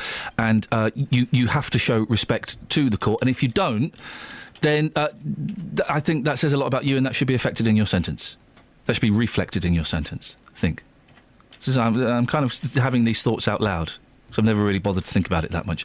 08459 455 555. Are we playing some Eric Morecambe in a bit? Yeah, we are. Fantastic. Travel news for beds, cards and bugs. BBC Three Counties Radio. On the M1 northbound, 2 lanes are closed between junction 7 for Hemel Hempstead and 6A for the M25. That's where the queues are back to the M25 because of an accident involving a car and a van. We've just heard from caller Iain that emergency services are there on the scene at the moment. But it's also looking quite slow on the M1 towards London. People are slowing down to look at the accident by junction 7 for Hemel Hempstead.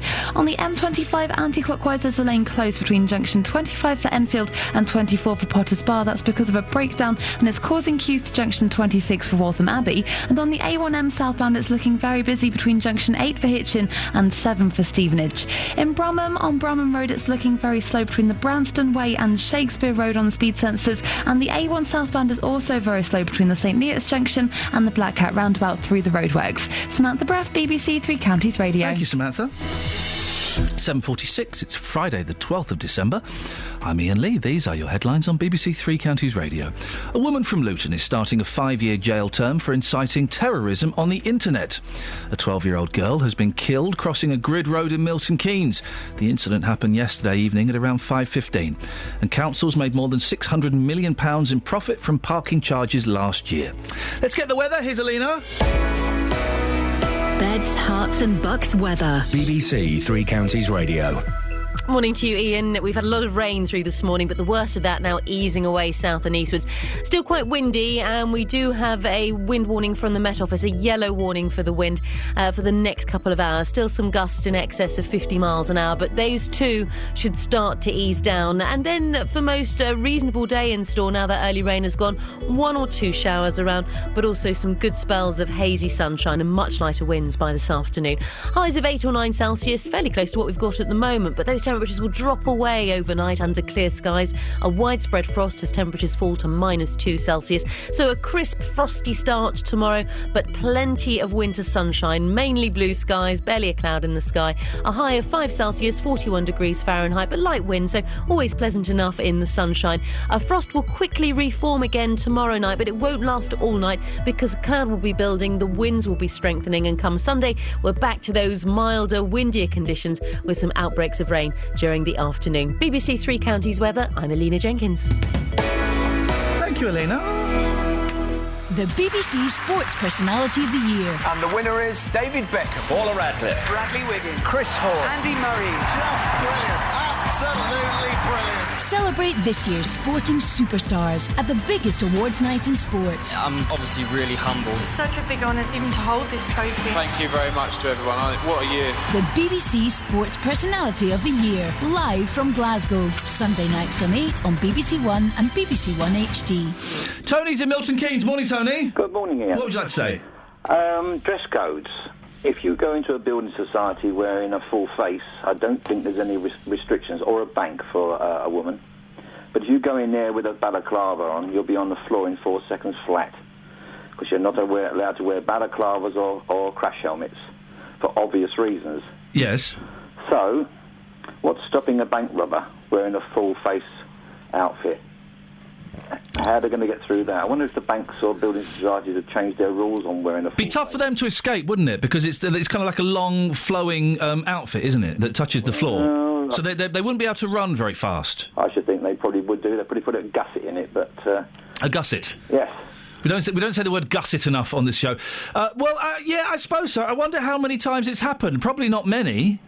No, but I know that 2 men recently in the news were wearing the full veil, weren't they? I forget what the incident was now. Well, I know it happened about 7 years ago. No, but something more recently than that. I think there was some form of a hold-up or a crime committed with them wearing it. But two's not that many, is it? What else do we ban in that case? Do we ban stockings? Yeah, well, or tights. Yeah, exactly. You don't see robbers with tights over their heads anymore, do you, Tony? Only co-joined twins. Those are the fellas. Thank you very much indeed. Gary's in Aylesbury. Morning, Gary. Good morning. What you got for us? No, it's just this thing with the face veil.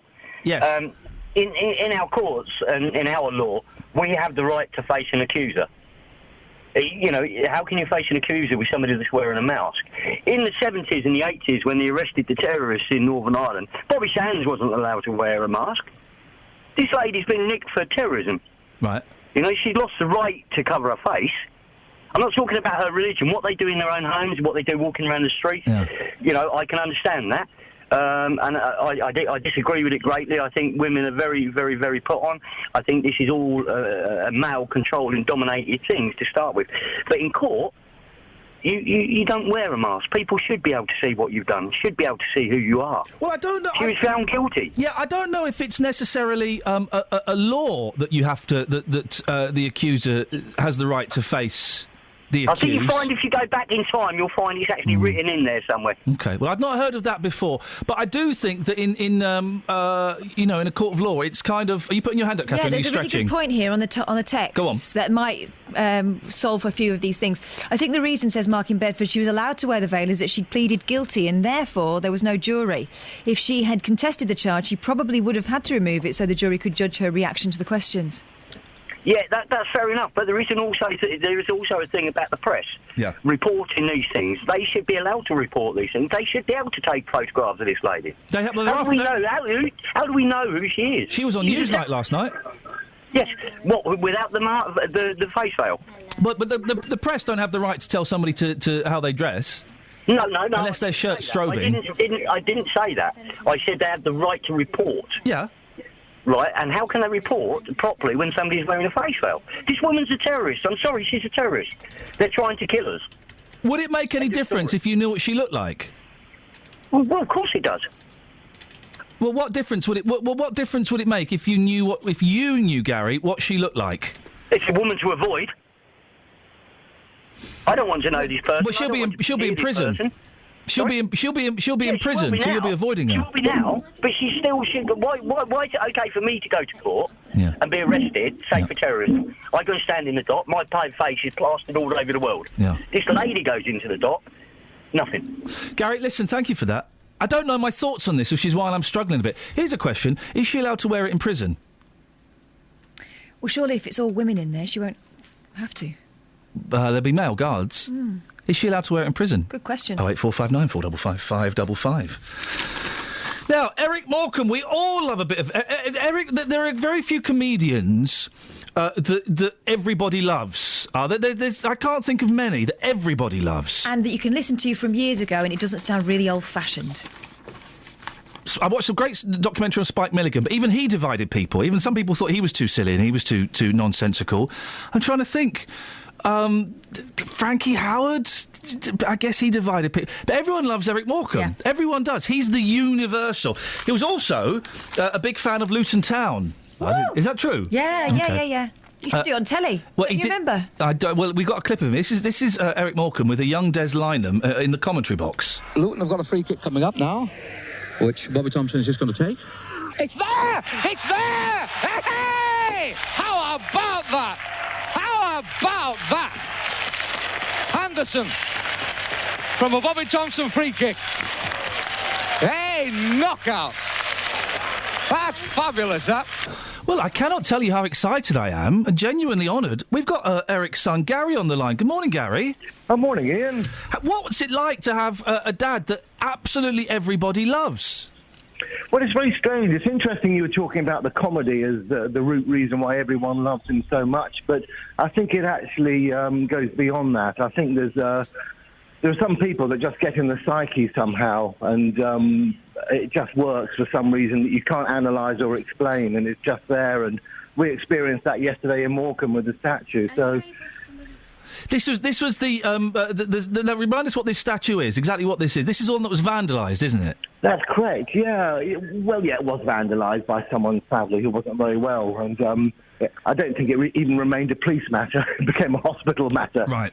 So, but it was all dealt with, and, you accept these things that happens, and it went away to be repaired, and it was never designed to be taken down, and I think that the people of Lancashire, in fact, rather than just Morecambe, they were kind of really almost bereft that the statue that was meant to be a permanent remembrance to Eric was taken down to be repaired for 2 or 3 months. But now, yesterday, was the re-unveiling of the statue, which was a quiet affair, very nice, and lots of people turned out, and it was lovely.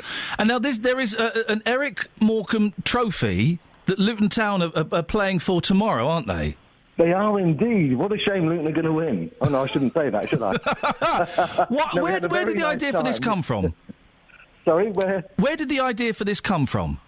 I think it came partly from the sculptor, Graham Iverson, who did the statue. It's basically a miniature of the statue, which he's painted in a gold colour.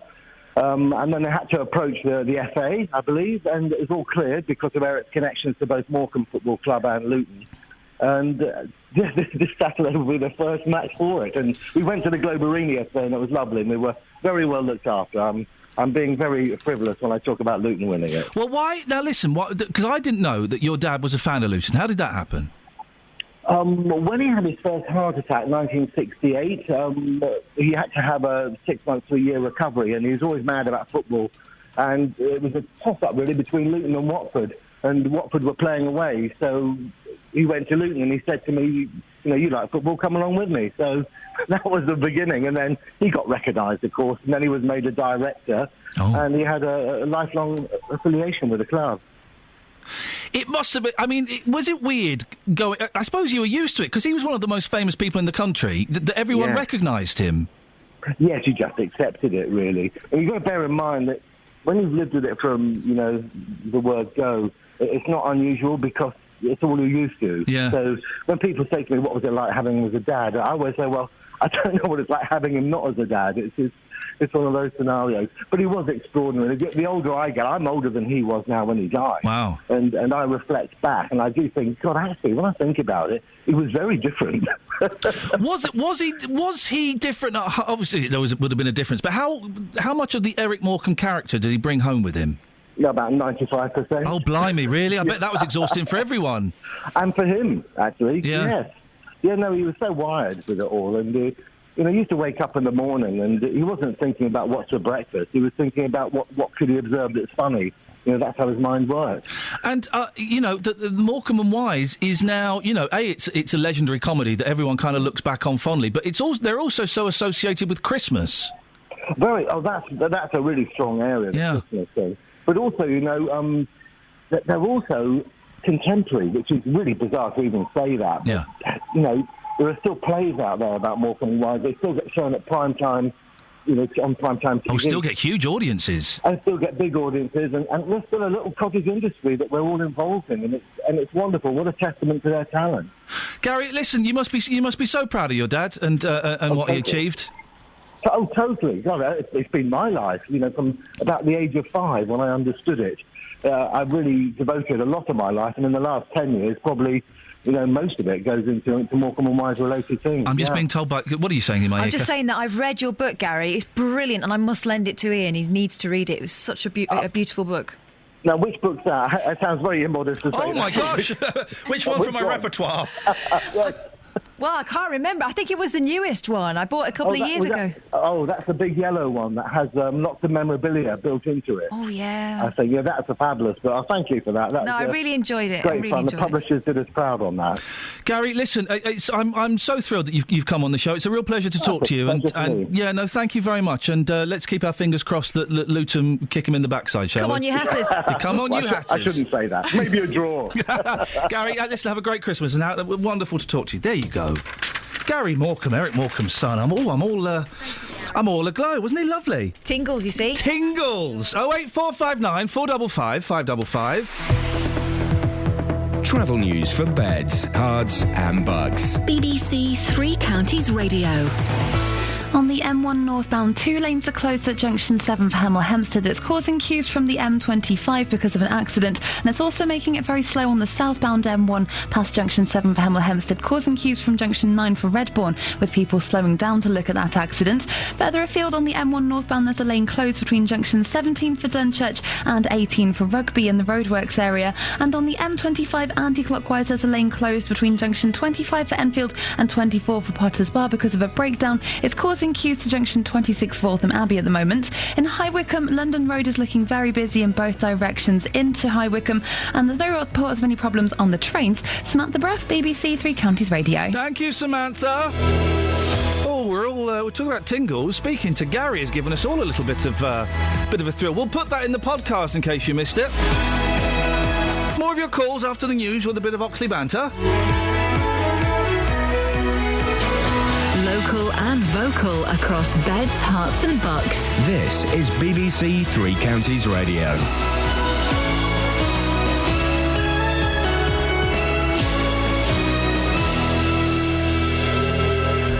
It's 8 o'clock. The headlines. 12-year-old girl killed on Milton Keynes Grid Road. Mother from Luton starting jail term for inciting terrorism. And poachers blamed after dead deer found in Hertfordshire. BBC Three Counties Radio. Police in Milton Keynes are appealing for witnesses after a 12-year-old girl was killed crossing one of the new city's grid roads. The incident happened at around 5:15 yesterday evening on the V8 Marlborough Street near Netherfield. More from Lee Agnew.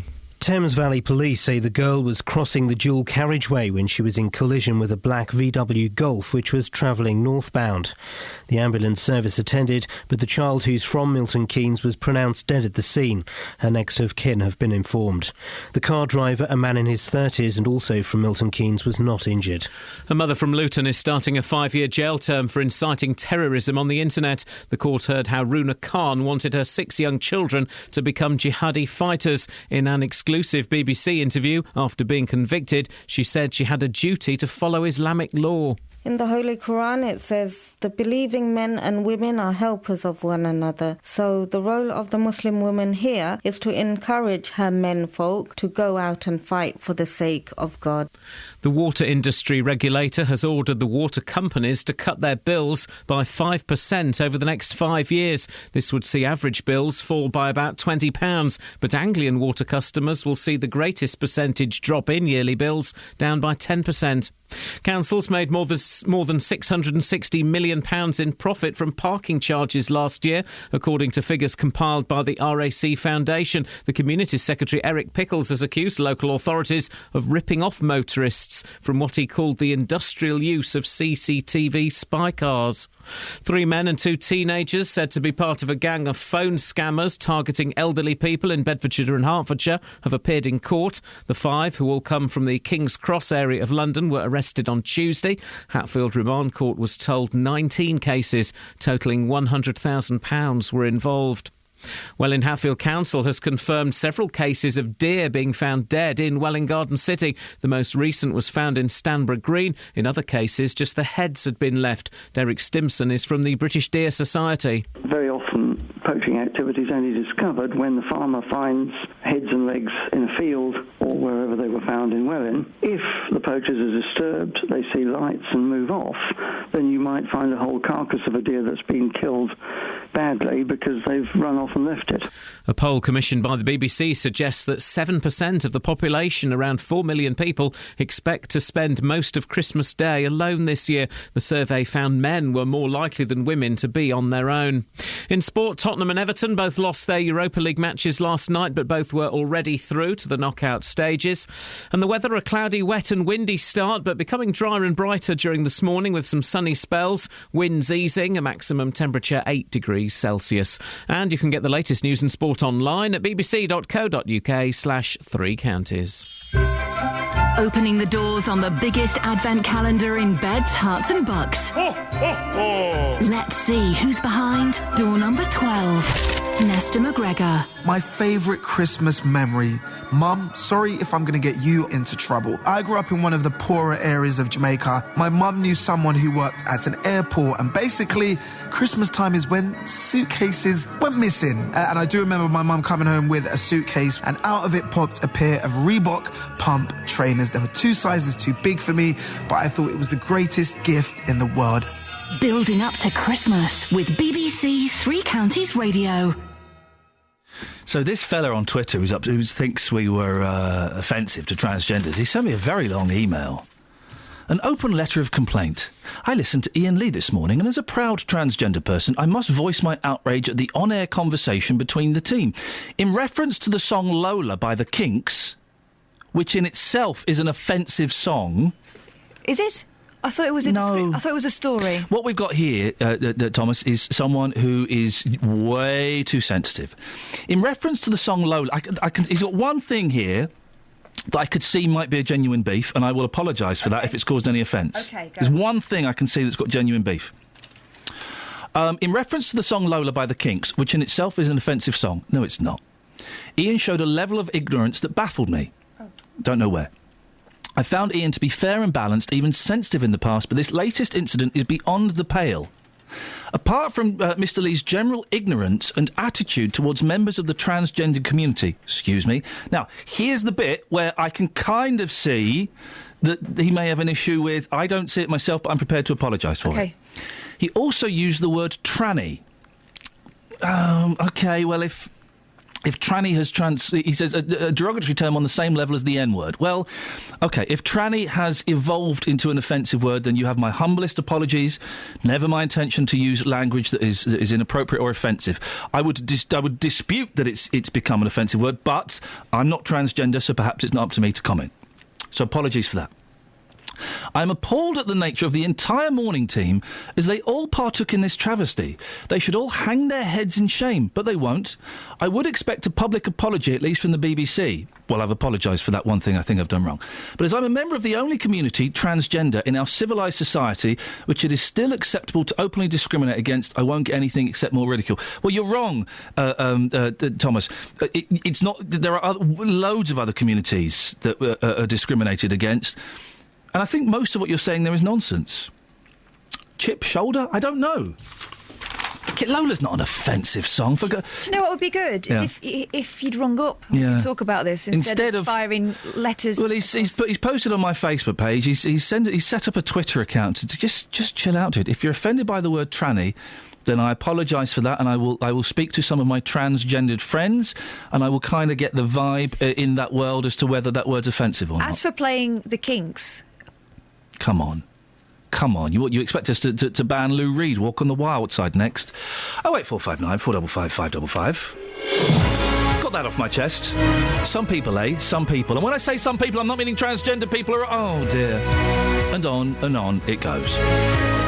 What's coming up in the last hour of the show, Catherine? we'll continue to talk about the case of Runa Khan, a mother of 6 from Luton who's been sent to prison for 5 years and 3 months for things she posted on Facebook. She's admitted inciting terrorism. We'll be talking about that. We'll also be talking about the mysterious goings-on in Welwyn Garden City and its surrounding areas. They keep finding bits of deer. Their heads, in some cases. Justin is incredibly... And I think I've offended Justin by kind of smirking at his offence. Or maybe he hadn't noticed and I've just rubbed it in his face. Shh. And what gives you a tingle? Oh, we've got a really nice email on this. I'll read it after this. 08459 455 555. Across beds, hearts and bucks. This is BBC Three Counties Radio. What's the nice email we got? Tingles. Looking around my house when I get back from holiday. The silence on Christmas Eve when the kids have gone to bed, and I imagine all the happy people excited even if they're asleep. Filling my car up with more petrol than usual. Coming out of a shower on a hot day. Hey. And when a little bird lands near me and looks at me. Oh, that's weird. From Daniel. Some of those are nice, some of those are a little bit... Ooh. No, I think they're beautiful. Oh, look, you've gone all romantic. Oh, no, You've Daniel's gone obviously a misty-eyed. poet. And he doesn't realise it. Oh. 08459 455 555. Now, a Luton woman has been jailed for 5 years for inciting terrorism on Facebook. Runa Khan admitted posting a picture of a suicide vest along with an article on raising children to become fighters. She also messaged details of a route into the country to someone who turned out to be an undercover policeman. We can speak now to Professor Carsten Maple, who is the Director of Cyber Security Research at the University of Warwick. Good morning, Carsten. Good morning. Facebook has come under fire a lot recently for not being particularly helpful in these cases, but one of the complaints that Ms Khan had was that Facebook kept closing down her profile, so maybe they were doing something right in this case. Well, I think it's very difficult for what we expect the social media providers to do. Should they be the police for us? Should they be the intelligence agencies or not? So it is very difficult, and they had closed down, as you said, and she complained about it. So they would do it, and it's a tough one because, Facebook should be looking at everyone's private messages. Well, that would be simply impossible because of the sheer numbers of people who use that system. Well, they can look at some data, they do. You know, a lot of their revenue is built upon what kind of things we do as users, and they sell that to advertisers. But it does become quite difficult when you want to close somebody's account because I might say, I could murder a cup of tea.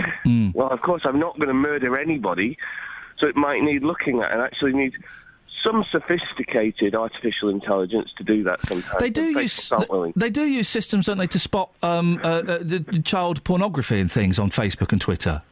They do indeed, and that's much easier now. There's some good sophisticated matching algorithms that will match images, so that has been caught, and they do actively then contact the police. So would there be so they've got a computer system that will recognise a picture being of a certain description? What they will do is there are some matching algorithms. What we used to do is be able to match exact matches of a picture, right? But now they're much more sophisticated, so that if it's slightly modified, we can recognise it. So it's not detecting what's in the image, but it's matching against the database. There was a story, wasn't there, a couple of weeks ago, front page, I think, of The Sun, that Facebook was to blame for not spotting the murderers of Lee Rigby, and it kind of brushed aside any flaws in our own security systems and kind of pointed the finger at Facebook. Do you think that was justified, or was that unfair? I think that was very unfair, Ian. I think it was to make a point that the government wants more powers to examine our communications. And even if Facebook had reported that, It's the difference between taking some data and turning that into intelligence. You imagine all the background that's got to go into these people. So Facebook will react, but not proactively send things to the agencies. And what laws does Facebook work under and Twitter? Because they're both based in the States. So do they have to follow British law? Well, this is my point. No, they don't. In the UK, there is a regulation that says if any authority would like to have access to your data, they need to do what's called the Regulatory Investigatory Powers Act, and then they give the data over. But that's only UK. America doesn't fall under that, so we rely on goodwill or something called a mutual legal assistance treaty, which can be quite cumbersome and expensive. It's interesting, isn't it? And I kind of agree with what you're saying, that all this these fingers being pointed at Facebook and Twitter at the moment, it feels like it's getting the public ready, you know, turning the public slightly against these, and that they should be giving more information. When really, you know, terrorists can use, telephones or letters or emails. There are so many ways they can communicate. It does seem a little unfair to have a go at Twitter and Facebook. It certainly does, and it does infringe on our civil rights. If we say that Facebook, a public company, you know, can actually access and should be accessing our data, that can't be right. We do need some kind of government authority that can do it occasionally to protect society, but has to be accountable to somebody. There has to be some accountability for looking at all our data. Carsten, it's fascinating talking to you. Thank you very much indeed. Professor Carsten Maple, Director of Cyber Security Research at the University of Warwick. But sometimes we get some of the best job titles, and boy, oh boy, isn't that a great title? Can we put this out there? Is the word tranny offensive? I genuinely don't know, do you know, I'm starting to realise, I've noticed in the last 18 months that actually I am becoming a dinosaur in terms of language. I'm becoming, like, my mum still thinks it's okay to say the P word to refer to Pakistanis, because she's not saying it in a racist way, but it was kind of all right to say that in the 50s and the 60s. It was slang then. It was slang.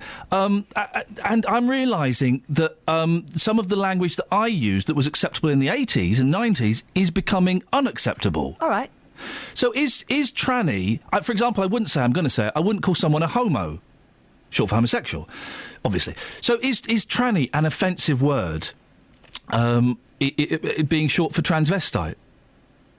Because in my head it isn't, but I'm prepared to accept that I could possibly be light years out of touch with this. Let's ask the question then. We're asking it. 08459 455 555. Because we honestly want to know. What I need is... I don't know how big our transgender audience is. Because what we'll do is we'll get loads of blokes phone up and say, there's nothing wrong with the word tranny. And that's fine, and that is a point of view. It's not up to us to say that. It isn't up to us to say it. We're not members of that community. Exactly. So I don't know if we have a particularly big transgender audience listening. I don't know if they particularly want to call in, but... You're going to say something. What I would say is, I would imagine those people have gone through so much in their lives that they've heard far worse than that. But does that mean that it's acceptable? I'm sure I've heard transgender people refer to themselves as tranny, but then again, you hear black people refer to themselves as the N words, and gay people refer to themselves as queers. You know, it's have transgenders taken ownership of the word tranny, reclaimed it? I'm not asking that to be flippant. But the gentleman who's complained has kind of... I'm not worried about the complaint at all. It doesn't bother me in the slightest. I think most of it is ill-placed and comes from that person having their own issues around things. The Lola by the Kinks is not offensive in the slightest. It's one of rock's greatest songs. It's a story. It's a brilliant, brilliant story. But it has got me thinking, is the word tranny... the same as homo and bender? You know, those kind of things. OK, so let's turn something that could have put a big... pin into the bubble of our show into a learning opportunity. A learning exercise. 08459 455 555. Travel news for beds, cards and bugs. BBC Three Counties Radio. On the M1 northbound, 2 lanes are closed between junction 7 for Hammer Hempstead, causing queues from the M25. That's after an accident earlier and the recovery works going on there at the moment. It's still looking quite slow on the M1 southbound past there between junction 7 for Hammer Hempstead and 9 for Redbourne, with people slowing down to see the accident. On the M1 northbound further afield, lanes are closed between junction 17 for Coventry and 18 for Rugby through the roadworks. And on the M25 anti-clockwise, it's opened again between junction 25 for Enfield and 24 for Potters Bar after a lane was closed earlier with a broken down vehicle. In Milton Keynes, Childs Way is partially blocked because of an accident at Eldergate. And on the trains, there's no reports of any major problems, but on the London Underground, the Metropolitan line has severe delays from Watford and Chesham and Uxbridge to Harrow on the Hill. That's because of a signal failure. Samantha Breff, BBC Three Counties Radio. Thank you very much. It's 8:16. It is Friday, the 12th of December. I'm Iain Lee, and these are your headlines on BBC Three Counties Radio. A 12-year-old girl has been killed crossing a dual carriageway in Milton Keynes. A woman from Luton is starting a 5-year jail term for inciting terrorism on the internet. And the water industry regulator has ordered water companies to cut their bills by 5% over the next 5 years. BBC Three Counties Radio.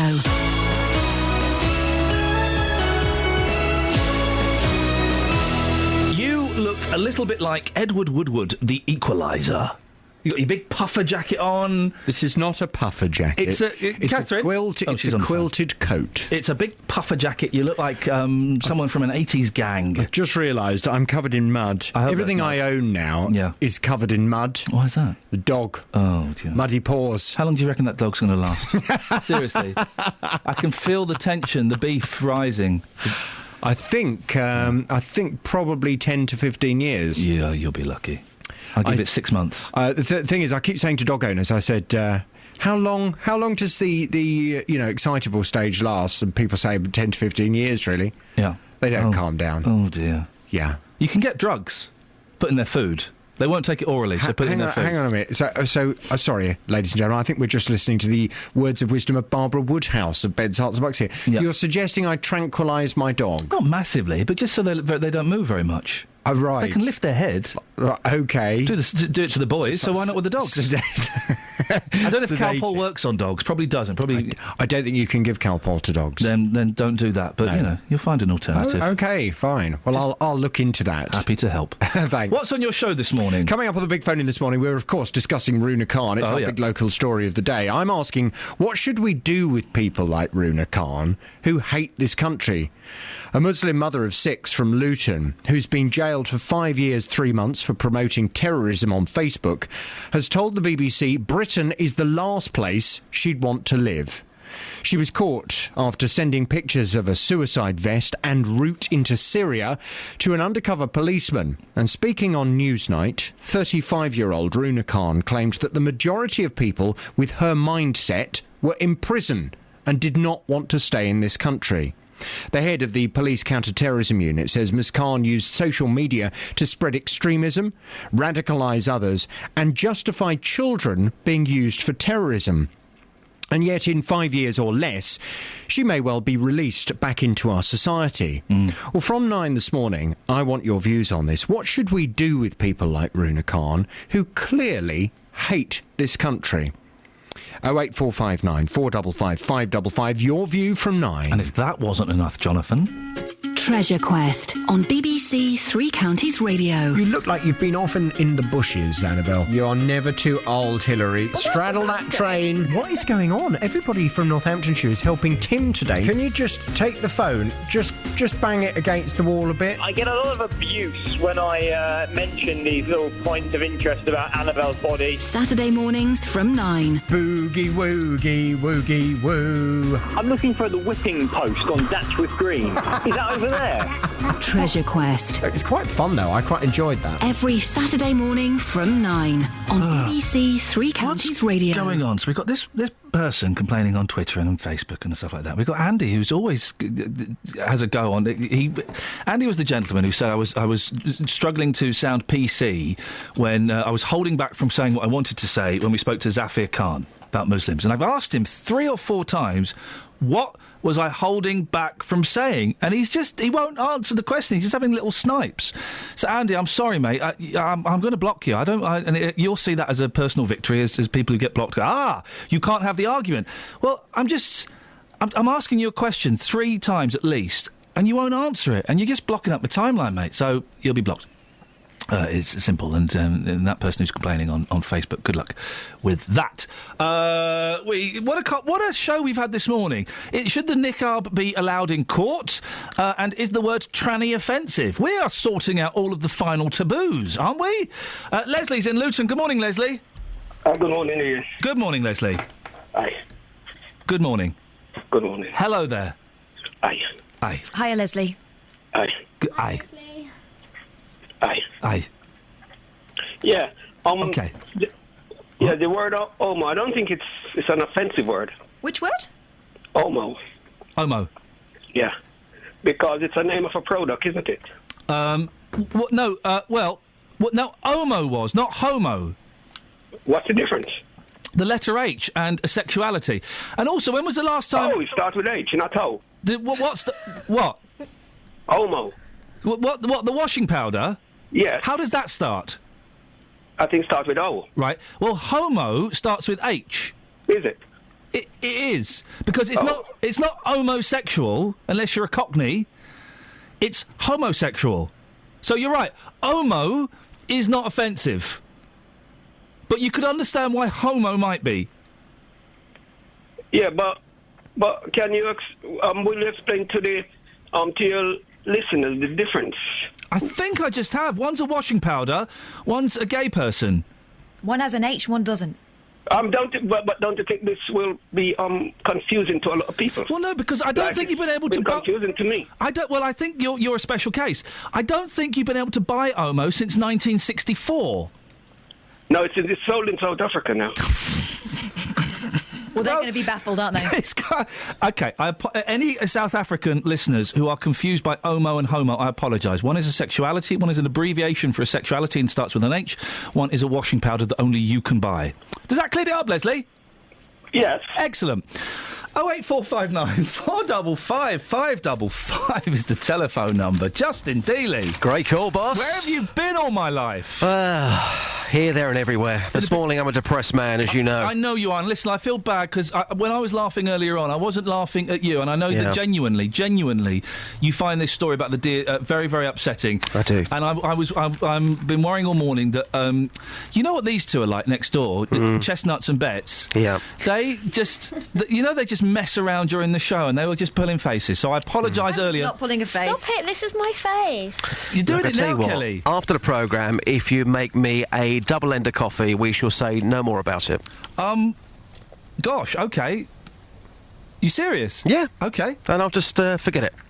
Well, can you not just forget it anyway, mate? The thing is, you were laughing at the story. I wasn't laughing at the story. I was laughing at chestnuts and you're a good human being. Thank but you. This morning, I think you became a bad human being, just for a few minutes. Wow.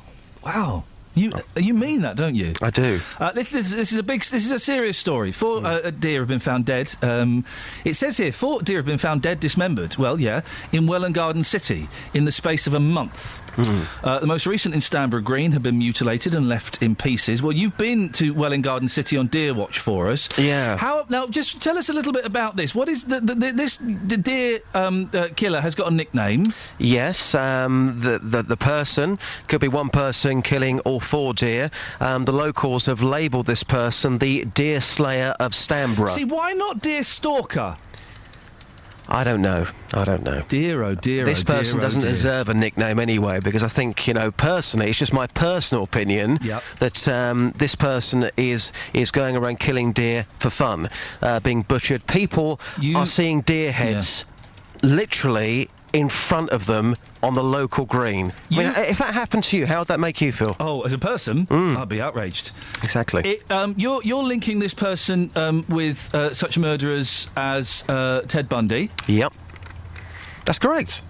Because if you talk to anybody who's an expert in crime, some of the most notorious serial killers in the world, if you look at their background, they've all started by killing animals when they were younger. Ted Bundy, an example, who killed 40 people. When he was growing up, he killed animals for fun. Or it might be a poacher. He's just wanting a bit of dinner. Quite possibly. Well, I've been to Stanborough this morning, talking to local people to get their reaction about the fact that 4 deer have been killed locally. Some of them, of course, seeing those heads. Here's what people had to say. There's obviously some people out there probably poaching it, selling it to the restaurants, and can't be bothered to get rid of it properly, so chuck the heads and the guts and what they don't use anyway. Well, some people are discovering deer heads locally. I mean, this is absolutely unbelievable. Yeah, it's got to be upsetting for the kids. I mean, it's one thing if an adult sees it, but, kids go to school. There's a secondary school there, there's a junior school up there. The kids walking down the road don't expect to see a dead deer head staring at it from the verge, So you think these people are killing it to sell the meat on, not killing the animals for fun, then? No, if they're killing them for fun, they're not going to go to all that trouble, are they? No, they're flogging the meat and they're just getting rid of the bits that the restaurants or the butchers don't want. Well, it's awful if they're killing deers around here, but we don't know anything about it other than the fact they've been found locally. But it's an awful thing if they're going to kill the local animals, especially with the Stanborough Park and local schools and kids finding dead animals. It's awful. Deer heads on a local green. It's just incredible. So I presume that the rumour mill is doing the rounds here. Well, what's being said? It's going into overdrive. Anything you can think. It's been from people killing them and eating them to being killed by traffic to somebody who's got something against deer killing them off, or even that there's a wild animal around here that's killing the deer. So, wow. Oh my God, I think it's bad, really bad. That's just disgusting. Those deer haven't done anything. If these people are found, should they be locked up? Yes, they should, for a long time. I think it's shocking. I can't believe that someone would do that. It's a real shame. I mean, it's horrible to think you're here with your 2 children today. Somebody has come across a deer head. That could have been you on the way to school with your kids. It's that shocking. It's horrifying. My children are very sensitive anyway, and they're very small, and I can't imagine how I would have to deal with explaining that to them if they saw it. My boys get terrified by a fake plastic finger, so they will be upset. Justin, say hello to Kiri. Hi, Kiri. Hi, Justin. Hi, how are you? I'm fine, and you? Yeah, lovely. Very well indeed, thank you. I wanted to cheer you up and just make you smile, because I don't like you being miserable. Okay. On YouTube, there's a lady that rings up, I think it's in America, that she doesn't understand about deer crossings, because there's a sign saying deer crossing, and she says that if they move the sign, then maybe the deers would move as well, so that they wouldn't get killed by the cars. Right. And they can't actually believe that she's that stupid to believe that the deers actually look at the sign to understand where to cross. And that's on YouTube, you say? It is. It's just my children are in the car with me now, and we just literally, because I heard it on Facebook at one time, and we listened to it, and it's just called deer crossing. And Brilliant. maybe if it can be played on the radio, it might make everybody smile. Possibly. It's really funny. I need a lift this morning, reporting about dead deer. Not really my bag. So what I'll do after 9, I shall watch that on YouTube, and I shall give you my feedback on Monday morning. How does that sound? That sounds good to me, because I think it's unfair in this cold weather that you're standing outside. Oh, no, Kerry, no. Yes. Goodbye, Kerry, goodbye. She was doing so well. Yeah. We've had a suggestion from Scott Just, and I can hear this with the package, with the spooky music, with the serious voice. Have a think. Dealey's serial killer profiles. Oh, yes. Each week, you do a little package about a local serial killer. Well, somebody will back me up here. There was a guy, I believe, in Bovingdon. He was the guy that used to go around poisoning people. What was his name? And that was, I think he killed... I'm hoping the package would be a little better researched than that. Absolutely, but somebody would tell me his name locally. He was in Bovingdon, and he worked near the airfield there, and as a child, for Christmas, he was given a poison set, okay?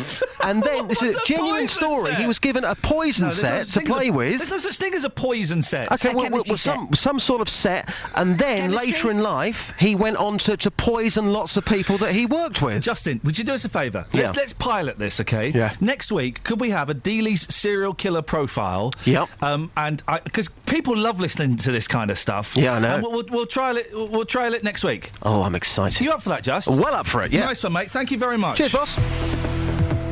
Travel news for beds, cards and bugs. BBC Three Counties Radio. On the M1 northbound, there are queues from junction 25 to junction 7 for Hemel Hempstead because of an accident earlier involving a car and a van that is being recovered. And on the M1 southbound, it is easing off with the queues past junction 7 for Hemel Hempstead earlier on, just easing off a bit now. It's looking still very slow in Markgate on the A5 southbound, though, approaching junction 9 for Redbourne.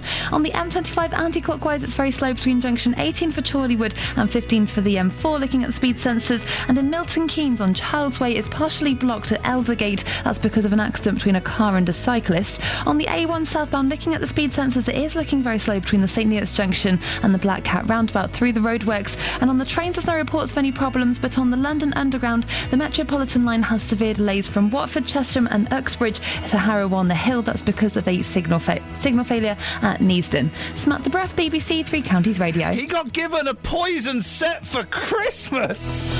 Across beds, hearts and bugs. This is BBC Three Counties Radio.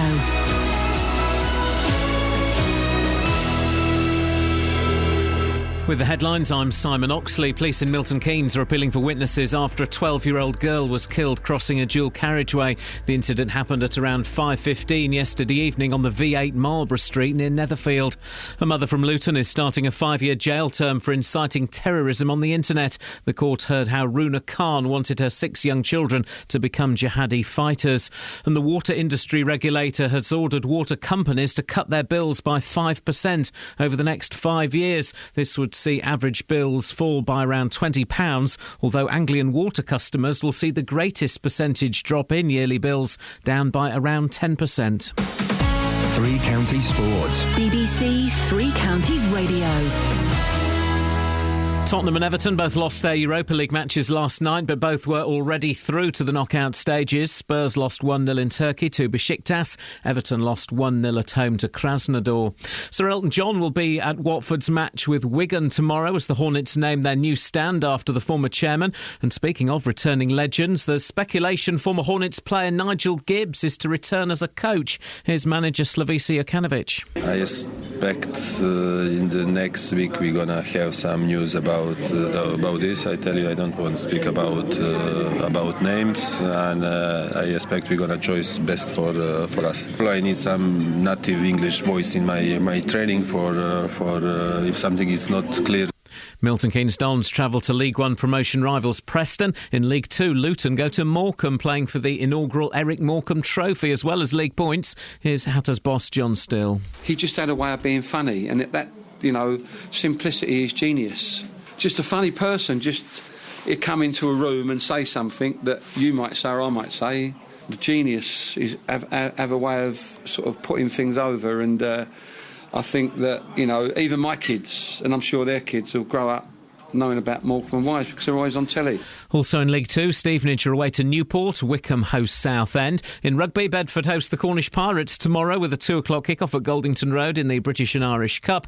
And in ice hockey, Milton Keynes Lightning host Basingstoke tomorrow night with a 7 p.m. face-off. BBC Three Counties News and Sports. The next full bulletin is at 9.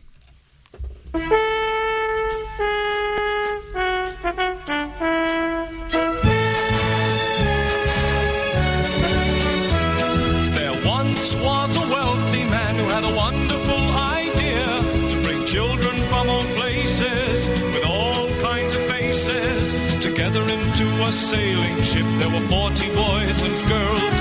They would sail their ship around the globe, so they called it the United World. The ship was just 3 weeks from shore when a hurricane bore it down. The waves were big as mountains. They would surely drown. They jumped into the lifeboats, rowed away from the wreck. They didn't count them, they hadn't time. 5 children were left behind.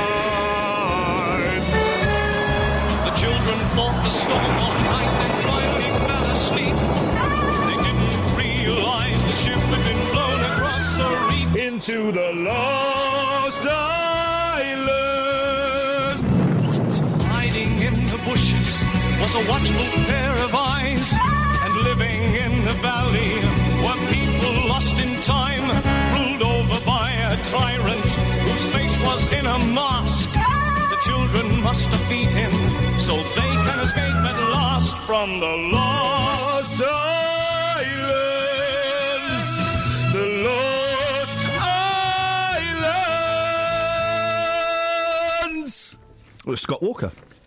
08459 455 555. Well, apropos us playing the Kinks song Lola, and what a journey we've been on since. If you've not been listening since 6, wow, our eyes have all been opened.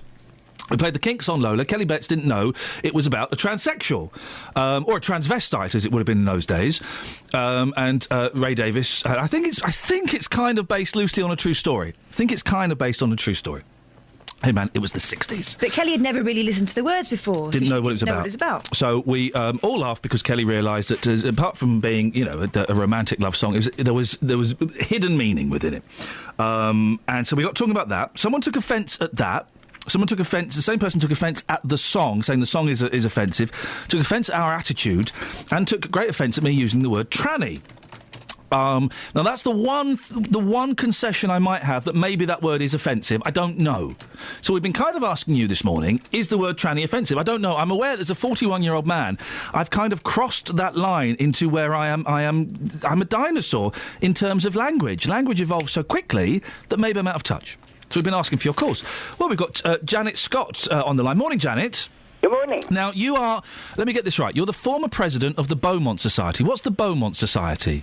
A self-help group for transgendered people, mostly in the United Kingdom, but we do have international members. OK.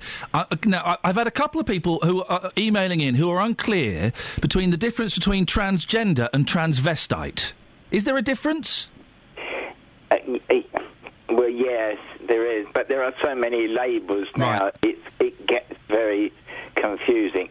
A transgender person is either a biological male or biological female, right, who wishes to live their lives in the opposite gender role to the one in which they were born. So a biological man may wish to live as a woman. A biological female may wish to live as a man. So that's transgender, transsexual. It's so confusing, isn't it? If it's confusing... If it's confusing you, Janet, then imagine how confused we are. And a transvestite would be a bloke that just likes wearing women's clothes for whatever reason, and the vice versa with a woman who likes wearing fellas' clothes. Yes, but okay.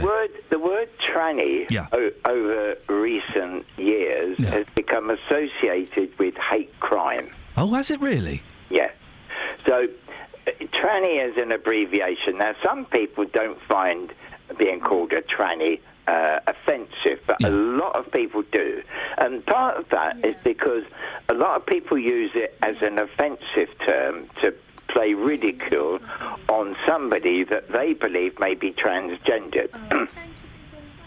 So if you follow what I'm saying, when you get a lorry driver driving down the road and he sees one of our girls out, and it may be obvious that this woman is a man, he winds down the window and shouts out, tranny. Right. Now, that woman may be somebody who has to go through real-life tests. They have to live and work and star as their chosen gender 24/7. And to have people shouting out tranny at them is hurtful, offensive, and it is part of hate crime. Can I explore this a little bit with you, Janet? Of course. OK. But supposing, and it's not just truck drivers, of course, it's any idiot, but supposing they leant out the window and shout, "Oi, you're a fella," or "Oi, transvestite." Why is it tranny specifically that can be perceived or interpreted as being the offensive word? All of those expressions are hate crime. Right. Now, if the person is caught and it's proved that they were using that term against a trans girl or a trans guy, they would be charged with hate crime. So tranny comes under the heading of hate crime. Now, you wouldn't shout out words like queer or pufter, because that is homophobic crime. But is it okay? Is it the intent behind the word though? Because if I rocked up with a couple of transgender friends and said I've brought a couple of trannies with me, that it would come from a place of affection. Whereas if I were to shout it as a form of abuse, then that obviously would be a hate crime. Is it the intent behind the word that causes offence, or is it the word itself?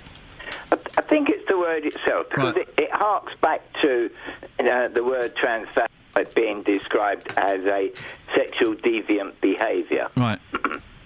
Okay. And if you were going out with a couple of friends who were trans anyway, you would not call them trannies. I've brought a couple of tranny friends. See, I think I would. No, they'd grab your arm and put it up your back and say, "Hey, what's your language?" Well, no, I don't think they would, because I have referred to some of my gay friends as a couple of queers before, and because I know that some of them embrace the word and enjoy the word, and some of them don't embrace the word and don't enjoy the word. Yes, that's very true. And it could also be said to be true for the word tranny. Exactly, and I would ensure that I had read the situation well enough to know whether that word was offensive or not to that person. Yeah, but I mean, if you use the word tranny and they sort of wince, then you don't use the word. No, and I would apologise. Yeah, but the main thrust of the argument is the word tranny is seen as a hate crime word. Yeah. If you say cross-dresser or CD, it's just not. We're going to use. By the way, I'm hoping all the kids are in school, because we're going to use indoor language now. I once interviewed Peter Tatchell. And I was presenting a television show that had been accusations of it being homophobic. It wasn't, but there were accusations of it being homophobic, and perhaps looking back, some of the language was slightly inappropriate. But it was the late 90s, and I said to Peter Tatchell, "Peter, would you be offended if I were to call you a bender?"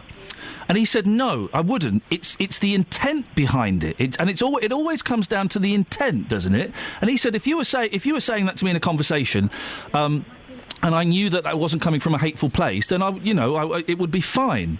Yes, but you have to remember, a lot of people from the transgender community are very sensitive to some of these words being used about them, towards them, or in their hearing. Is that their problem? Do they need to kind of toughen up a bit? I don't think so. I think the problem has come because it's used as such a hate crime word. And so anybody saying it like rings alarm bells. Because I don't think... I mean, listen, I'm not a transsexual or a transgender or a transvestite, but I've never... I don't think I've heard it used as a... I've just heard it used as an abbreviation. Yeah, I know some of the girls... I know some of the girls in the community use the word tranny, and it's not done in a hateful way. Yeah. But for a lot of girls who remember I have to live 24/7 as girls, and they may not have the complete wherewithal to pass off as natural girls, then tranny is a word that is used as a hate word. And so a lot of people now in the transgender community are trying to stop the word tranny being used altogether. Is that more because they don't want it flagged up that they are different and that they are, as you said, not they don't have the wherewithal quite yet to pass as a biological woman? Is it that? They don't like being called out in public? That's what you're saying, isn't it? Well, if somebody shouts, "Oi, that's a geezer," and everybody turns around, including the person that they're shouting at, because who else knows? So that everybody turns around and see who the geezer is that they took about, or a boy-girl, that's a girl-boy or something. But when they say the word tranny, it immediately gets people's backs up, and so it's become an offensive word. So, err on the side of caution, and so in public, don't use the word tranny. Janet, I appreciate your input on this morning. I'm still slightly scratching my head, but I think you've cleared a lot up. But we also have to remember that's one person speaking, and although former president of the Beaumont Society, I need to collate more evidence and need to speak to more different people. But Janet, I really appreciate your input this morning. And good. So, okay, if I did offend anybody with the use of the word tranny, humble apologies. I think a little bit more research needs to be conducted, though, as to exactly... Well, I was going to say exactly how many people do find it offensive. You're never going to get the answer to that, are you? But it's interesting that some... You'd have to be a div, though, wouldn't you, to call someone out in the street like that? Oh, yeah, people do. If I ever see someone in that position, I always think, my goodness. Here's the question I didn't ask... How brave. Here's the question I didn't ask Janet that I should have asked. If she is offended by the use of the word tranny, or is she doing what lots of people do, speaking on behalf of others who might be offended? Well... It's a real white middle-class thing, isn't it? Oh, don't use those words because the people will be offended. Well, are you offended? No. Well, then... Protecting other people. 08459 455 555. Travel news for beds, cards and bugs. BBC Three Counties Radio. On the M1 northbound, it's queuing between junctions, so to the M25 and junction 7 for Hemel Hempstead. That's after an accident that happened earlier between a car and a van. On the A1M southbound, looking at the speed sensors, it's still very busy there between junction 8 for Hitchin and 7 for Stevenage. In Cheshunt on the A10 southbound, it's very busy between the Great Cambridge Road and the M25 junction 25 for Enfield. In Watford on Beech and Grove, that's very busy there around Escourt Road. And having a look at the speed sensors in Aylesbury on the A41 Friarridge Road, that's very slow around the Oxford Road roundabout and the Walton Street roundabout as well. In Milton Keynes on Childs Way, there was an accident near Eldergate, but that has now been cleared and things are moving through there. And there's no reports of any problems on the trains, and those problems on the Metropolitan line are now minor delays between Chesham, Uxbridge and Watford into Harrow on the Hill. Samantha Bruff, BBC Three Counties Radio. Samantha, what have you learnt from this week? This week? Yeah. That some people don't like to wear jumpers on Christmas jumper day. That's thrown me. No, you've learned an important lesson on this show this week, haven't you, Samantha? Come on, think. That, Come on. Well, I'm thinking about pronunciation, but... Well, it's pronunciation, but yeah, go on. You're in the right ballpark. Oh, no, this... No. Don't start this one again. Some people think castles have an R in. Yeah, say it. Some wrong people. No, Catherine, keep out of this, please. Castle can be said castle or castle. No. No. In the south, people say castle. Thank you very much indeed. Catherine, you keep out of this because your life, your career is over, right? What? Sammy is a bright young talent who has got the world ahead of her if she just learns some basic things that you've not picked up. Regional accents are in. Right, Sammy, ignore her. Thank you very much indeed. Catherine, please. Castle. No. 8:47. It's Friday the 12th of December. I'm Iain Lee. These are your headlines on BBC Three Counties Radio. A 12-year-old girl has been killed crossing a dual carriageway in Milton Keynes. A woman from Luton is starting a 5-year jail term for inciting terrorism on the internet. And the water industry regulator has ordered water companies to cut their bills by 5% over the next 5 years. Coming up, more of your calls. Let's get the weather. Here's Alina. Beds, Herts and Bucks weather. BBC Three Counties Radio. Hello again, Ian. We've had a miserable morning, lots of heavy rains and very strong winds, but all of this starting to ease away now. Just looking at the radar, 1 or 2 showers developing over the next few hours, but aside from that, a drier picture now through the rest of the day, some spells of hazy sunshine and those strong and gusty winds slowly easing down. A high today of 9 or 10 Celsius. It becomes very cold overnight. Any high cloud that we have through the day will melt away to leave clear skies, so a widespread frost developing. Temperatures down to -2, a crisp, frosty start to Saturday and a lovely winter's day tomorrow. Plenty of sunshine, barely a cloud in the sky. Yes, it's going to be on the cold side, but then it is December. A high of 5 Celsius tomorrow, that's 41 degrees Fahrenheit.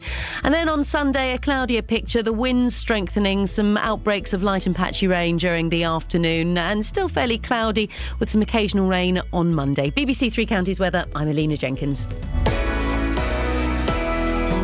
Every weekday from 3. Is the best thing just to run away to a hotel somewhere? A little bit of fun. I've got a feeling that this argument unfolds in every house. The latest news. New regulations allowing parents to share the care of their child in the first year after birth come into force today. Personal Genome Service claims to offer access to more than 100 pieces of genetic information about your health. A little bit of everything. Because if you haven't got baby Jesus' nativity, then it's not a nativity, is it? Let me bring you up to speed with some local news. Good afternoon, welcome to the programme. What's your comment? We'll talk films and science fiction. I'm fascinated with science fiction films. Roberto Perroni on BBC Three Counties Radio. What it says on my script, the way this works, okay, I have 1, 2, 3, 4 screens. One has is covered with things like this. Nice.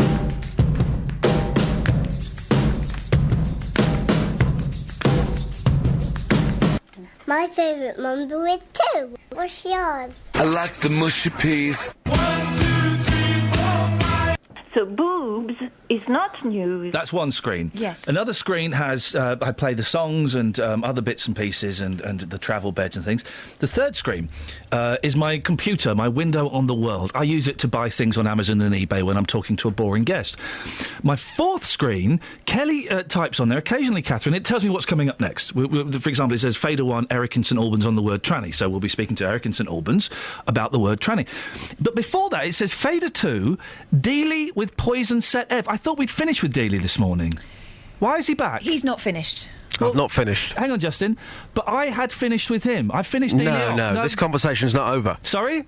Earlier on. You can't just barge in on my show. Well, I'm part of the programme. Well, a very, very small part of the programme. Yes, there is a point in the future when you will become a bigger part of the show. That's when we get to hear Dealey's serial killer profiles. Yes, very true. Yes. But until then, Justin, no. Well, I've come back with some evidence and some facts. It'll take me less than 60 seconds. Is it, Catherine? You're the producer of the show. I laughingly pretend that you're in charge. What do you think? Yeah. OK. Earlier on, we got talking about deer in Welwyn Garden City. 4 have been killed. I still think the deer hunter or the deer stalker is a better name. OK, so... Or deer, oh dear, oh dear, oh dear. It could be a poacher. It could be somebody doing this for fun. The deer dismemberer. Dear Lord. The Dear Lord. Just don't. You know how I feel about this story. It could be an individual killing deer locally for fun. Or probably that it's a poacher selling them meat off. It's very unlikely. We don't know. It's very unlikely it's a trainee psychopath. But there is clearly a link between people who kill animals and those that go on to be serial killers. Butchers. Yeah. Butchers. Yeah, butchers. Okay. Farmers. Can I tell you my facts now? Well, I mean, yeah, but your facts are so hazy. You're dealing in faction this morning, neither fact nor fiction. You two were laughing at me earlier when I said that a serial killer who lived in Hertfordshire in Bovingdon was purchased a poison kit and he then went on to become a serial killer known as the Teacup Poisoner. I don't know what a poison kit is. OK, this man is Graham Young. He had a fascination with chemicals, so his dad bought him a chemistry set. OK, hang on.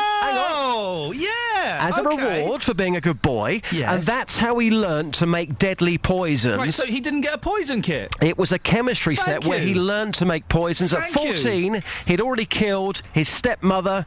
He then went into Broadmoor, was released, went to Bovingdon, killed another 2 people and poisoned another 70. Justin. What more evidence do you need? Save it for the package, just. OK. But also, you said, the thing we were laughing at was you said he got given a poison kit. How do you make poisons, boss? Not with a poison kit because they don't exist, mate. So you don't make poison with chemicals? Is that what you're saying? No. Yes. I kept suggesting chemistry set and you said no, a poison set. Well, like it was in a big black box with a skull on it. He got a chemistry set where he learnt to make deadly poisons, which killed his stepmother. Yeah. He killed her by the time he was 14 years old. He could have gone on to cure cancer. He could have, to be fair, he was a genius. He knew exactly what he was doing. I mean, Other people... encouraging your kid with a chemistry set, that's what I'm saying. But I had a chemistry set. I didn't get a poison set. Did you make stink bombs? I tried to, but it didn't really work. No. So this man obviously made other things which went on to, unfortunately, kill others. We know, Justin, but the point that we were laughing at was you said, and I'm just saying this because when we do get Justin Dealey's serial killer profiles next week, I don't want us to get sued, and I don't want us to have anal people phoning us up complaining you've not got the facts right, OK? He didn't get given a poison set. Do you know why? Because they don't exist, mate. OK. He got given a chemistry set. He got given a chemistry set, which then meant he could learn how to make poisons and kill people. Yeah, but it wasn't a poison set. OK? His name was Graham Young. People locally might know. OK. When can we look forward to the first Justin Dealey serial killer profile? Seasonal? Monday? Oh, mate, you'll spoil us. Yeah, let's do it. Speak to Have you a great weekend. What's on your show on Saturday? Tomorrow, we are playing the UK charts from this weekend in 1966, and Elton John's returning to Watford tomorrow, so we are doing Elton John Saturday tomorrow from midday. Justin, thank you very much indeed. I'm so relieved to know that you can't buy poison kits. Although in the 50s, you could buy radioactive kits. This is true. You could buy kits that had a tiny bit of radioactivity in. Weren't the olden days funny, eh? I know. This was dangerous. This was sold as a toy. Have you heard about this, Eric? Yeah. OK, cool. What have you got for us? You were talking about transvestites and trannies. Yes. Possibly in your younger days, especially in mine, a tranny used to be a transistor radio. Yes, it did, and that was the thing. There's a joke in there somewhere which I'm struggling to remember about. Yes. Yeah, and we were always turning on a tranny. We'd take our tranny out with us. Yeah. I mean, these words have all been hijacked. I mean, it's the same with gay and queer. Queer used to be when you were ill, you were sick. You know, generally... Yeah, but language evolves, doesn't it? Correct, yeah. So if language evolves, that's what's so beautiful about this wonderful language. We can't get upset by it, can we? No, we can't get upset by it. But the trouble is, some people then make it an offensive word rather than what it is. Well, if you were to listen, if you were to, in its genuine sense, without trying to be clever, say, I sometimes say I feel a bit queer today. Yeah, and that's fine because I'm not doing it as an innuendo I mean, people don't really say I feel a bit gay today, but some people do. It's fine. Well, this is it. I mean, gay used to be happy and boisterous and all these sorts of things. Well, they still are. Well, they still are. Yeah. Yes. I mean, obviously, all these words are being hijacked and making. No. They're not being hijacked. They're evolving. Well, they are, but they're still being hijacked by people because of the original words are being now made an offensive word. No, but if you use gay in its original sense, that's not offensive. If you use queer, there's something queer going on here. Yeah, that's fine. It's not been hijacked, Eric. You've been told it's been hijacked, but it hasn't. It's evolution. Yeah. The other thing, as quickly. Keep flying your rainbow flag, Eric. I'll try. Good lad. Eric Morecambe. Yeah. I met him once.